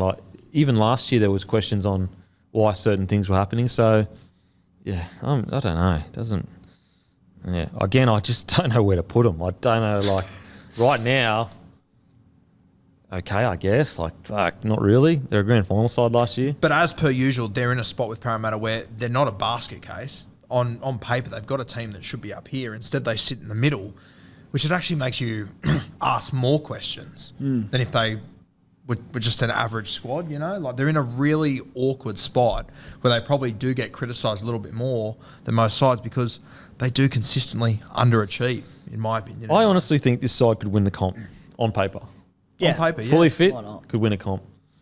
But, yeah. So, they proved last year that they can play terribly and then go on a crazy run. So, maybe they go on a run. Where do we sit on Hands and Hodgson? Wasn't as telling this week, Hands' impact. I thought Hodgson, they scored most of their points, I'm pretty sure, when Hodgson was on the field. So I guess you just keep working on it, keep tinkering, keep slowly chipping away. Yeah. What do you reckon? Yeah, I don't think I got any more answers out of this week. No, yeah, nothing too telling. I still like Hodjo starting. Still think he adds plenty, but the weekend certainly didn't tell us much. But We were saying last week, mate, that, you know, it was funny last week, Parramatta came out and said, more X factor at fullback. They moved Assy in reserve grade from centre to fullback last week. Just like suddenly out of the blue. Mate, Gutho is so good. I don't get it. It makes no fucking sense. Like, okay, I'll ask you this. Don't think about potential or what one really crazy year or whatever. Yep. Would you rather Gutho, who you know is going to play every single game for many years, and you spend 700, 800K on him, or would you rather Tom Trbojevic at the moment where you just don't know what the future holds? Now, most people will say Tom Trbojevic because he is literally one of the greatest fullbacks of all time. But like consistency being on the field has to count for something. You know, what would you do in that situation? Would you bet your salary cap on, $1.1 million Tom Trbojevic? Oh, I still would, but I'm an idiot. But I understand where you're coming from. You understand my point, yes, though? 100%. Week to week, Gutho is probably your better bet. Like, I would probably still go Tom just because, he's in just unbelievable. But I just don't think Gutho gets enough credit. The most try-saving tackles, constantly having try assists, gets through a bunch of work, doesn't have that many errors. I don't understand. And have a look at their game last week. He made a mad try-saving tackle that I don't think many fullbacks would have made. That's X factor. Fucking oath. Scoring and saving and whatever it might be, he did something that not many guys would be able to do and most fullbacks wouldn't do in that situation. Don't understand. Darius Boyd didn't have X factor, and he was one of the best. He kept Billy Slater out of fullback for a short period, didn't he, for the Kangaroos? A couple games. Yeah, a couple games. That's enough when it's Billy Slater. Yeah. Like Clint Gutherson, he is so incredibly well rounded. You just rattled off a few, but his ball playing is outstanding. He's one of the safest fullbacks in the comp. He never drops a ball. His support play is outstanding. Like, what do you want from your fullback? If I just took Tim's exact sentence there and you didn't know who it was, you would assume it was Dylan Edwards. Yeah, absolutely. It's the same person that came to mind when he was saying it. I'm like, it's Dylan Edwards. Like, yes. They're very similar players in a lot of ways, that pair, and pretty similar attributes. I would say Gutho, much better ball player. Yeah. Edwards, way better ball runner. Yeah. That's the difference, really. Yep. Anyway, Eels, I don't know, man. I don't know. I don't know what's going on there. Tigers, good fight. I'm glad that they showed some fight. But now that Dewey's gone, look, let's start with the positives. I thought Junior Tupou was outstanding. Absolutely outstanding. He's a beast on the wing there. He had that silly little offload or whatever, but at least he's having a dig. Just trying something. Don't do it. Choose your moments, but at least some spark is trying to happen. We're trying to make something happen. I thought he was phenomenal. 221 metres, 8 tackle breaks, 4 line breaks, and this guy's young. He is still young. He's a big body. We haven't even gotten close to his potential yet. He has. It's still a very long way to go, but I think he has the attributes to be a top-tier winger if he keeps working on his game. Yeah, I agree. He's got all the things you need at that age. It's just going to take time and whatnot, and the West Tigers just need to find a way to keep him because got a feeling there might be 16 other clubs that might be having a look at him. Especially after that game. Yes, so it's going to be tough to keep him. I just... yesterday, the West Tigers, they came off the nightmare week with the Anzac jersey, all that sort of stuff. They come into this game, they get it back to 22 all, and I go, oh my God, they might win this. This might turn out okay. Yeah. Not only do they lose it, Adam Dewey does his ACL. Oh. You just sit there and go, oh, what, how, this would only happen to... And this is one of those things that we've spoken about. Yes, they make more mistakes than I can count, but they do genuinely get unlucky so much. Well, I mean, even with the jersey thing, they got unlucky because now people have gone back and found other jerseys that have similar things on it.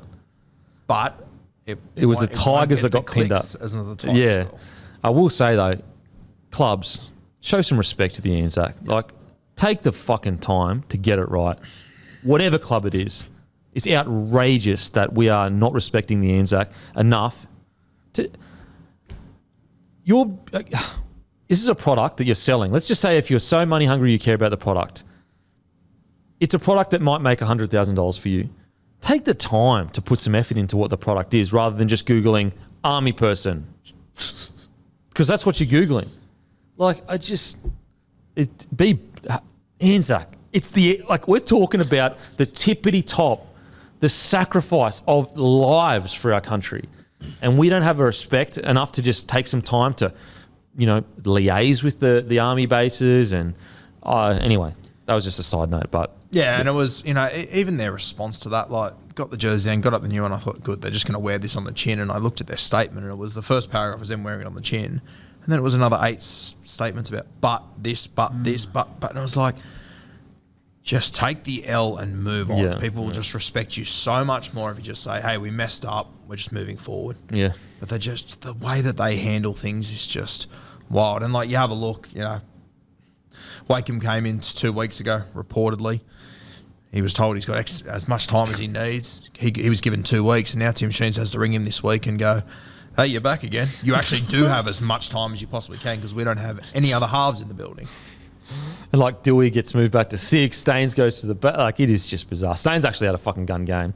Yeah, he made that last error. I thought Staines was outstanding in the second half. I really did. I thought he was a huge shining light, Charlie Staines. I thought he was ran for 238 metres. His ball playing was quite good. We know he's a speedster. I think there's legs in him at fullback. Yeah, we're a little bit critical of not giving Dane Laurie the crack there, but from what I saw on the weekend, worth persisting with. Also a bloke who spent certainly all his time in the NRL on the wing. He's obviously spent some time at fullback in New South Wales Cup, but yeah, I thought he was brilliant. Brilliant is probably a bit of a stretch. I thought he was very good. Yeah, and look, I would have given Dane Laurie way more time. I thought Dane Laurie was really good. I think he's got a lot of upside, but it seems like for some reason the Tigers just don't have him in the top 13. The one thing they can take out of it is as you say, Campy, the first 3 tries for me were all off kicks. Yeah. If they penetrate your defence with kicks, I'm like... And these kicks were top tier kicks, on a dime kind of stuff. You couldn't defend them if you wanted to. Exactly right. Couldn't defend if you wanted to. They came out, I believe they won the second half. They got right back in the game. So while I've been so critical of them, and, it certainly wasn't impressive, but they showed some ticker in the second half. They got themselves back into the game. They conceded tries off kicks. They've had far worse games this season, I'll tell you that much. For sure.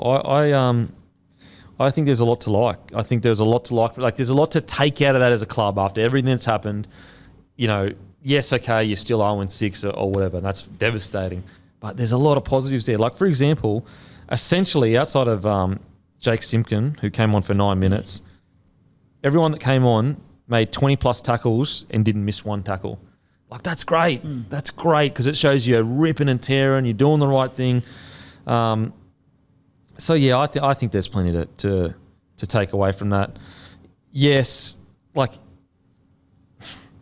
it's still really disappointing. You can't take that. You can't take the sting out of that loss.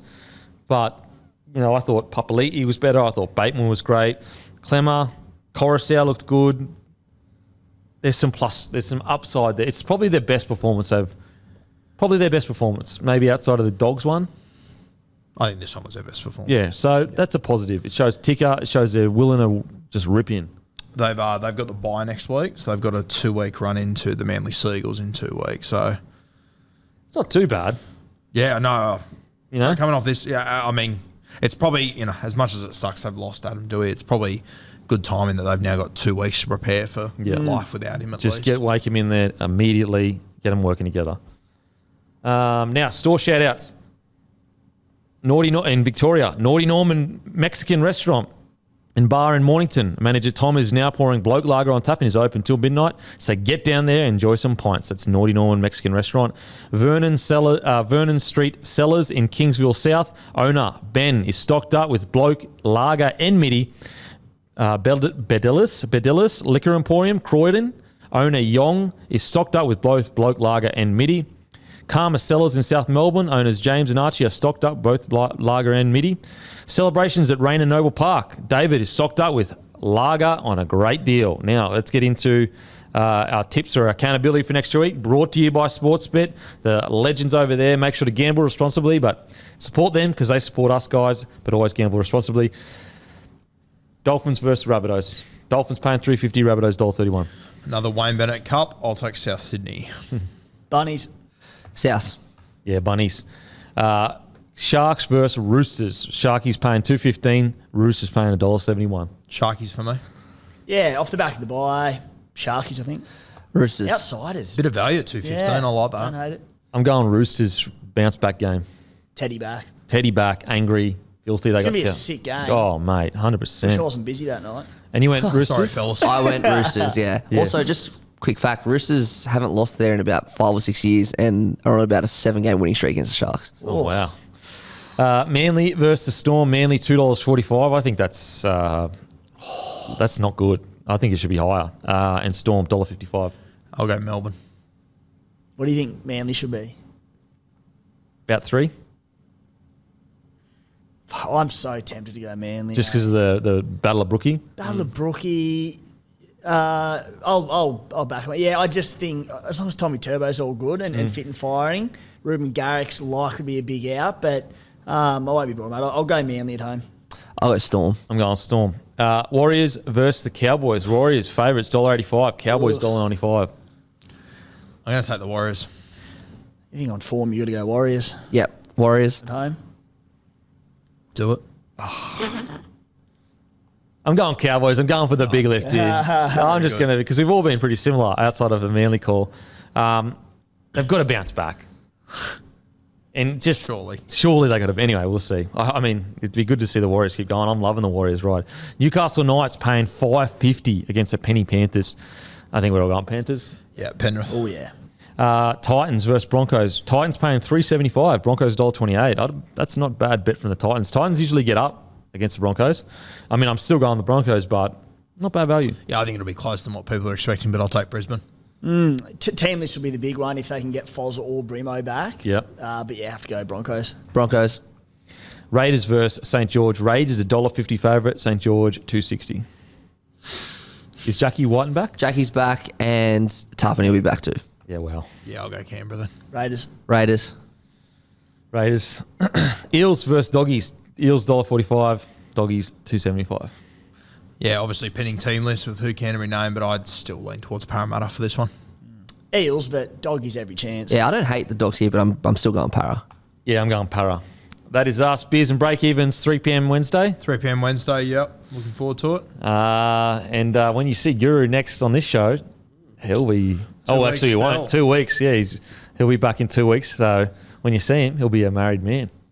All locked Try up. and get the show going, you two, if you can. Yeah, we'll see how we go. I've got some lifting to do with you going. That is us done for the day.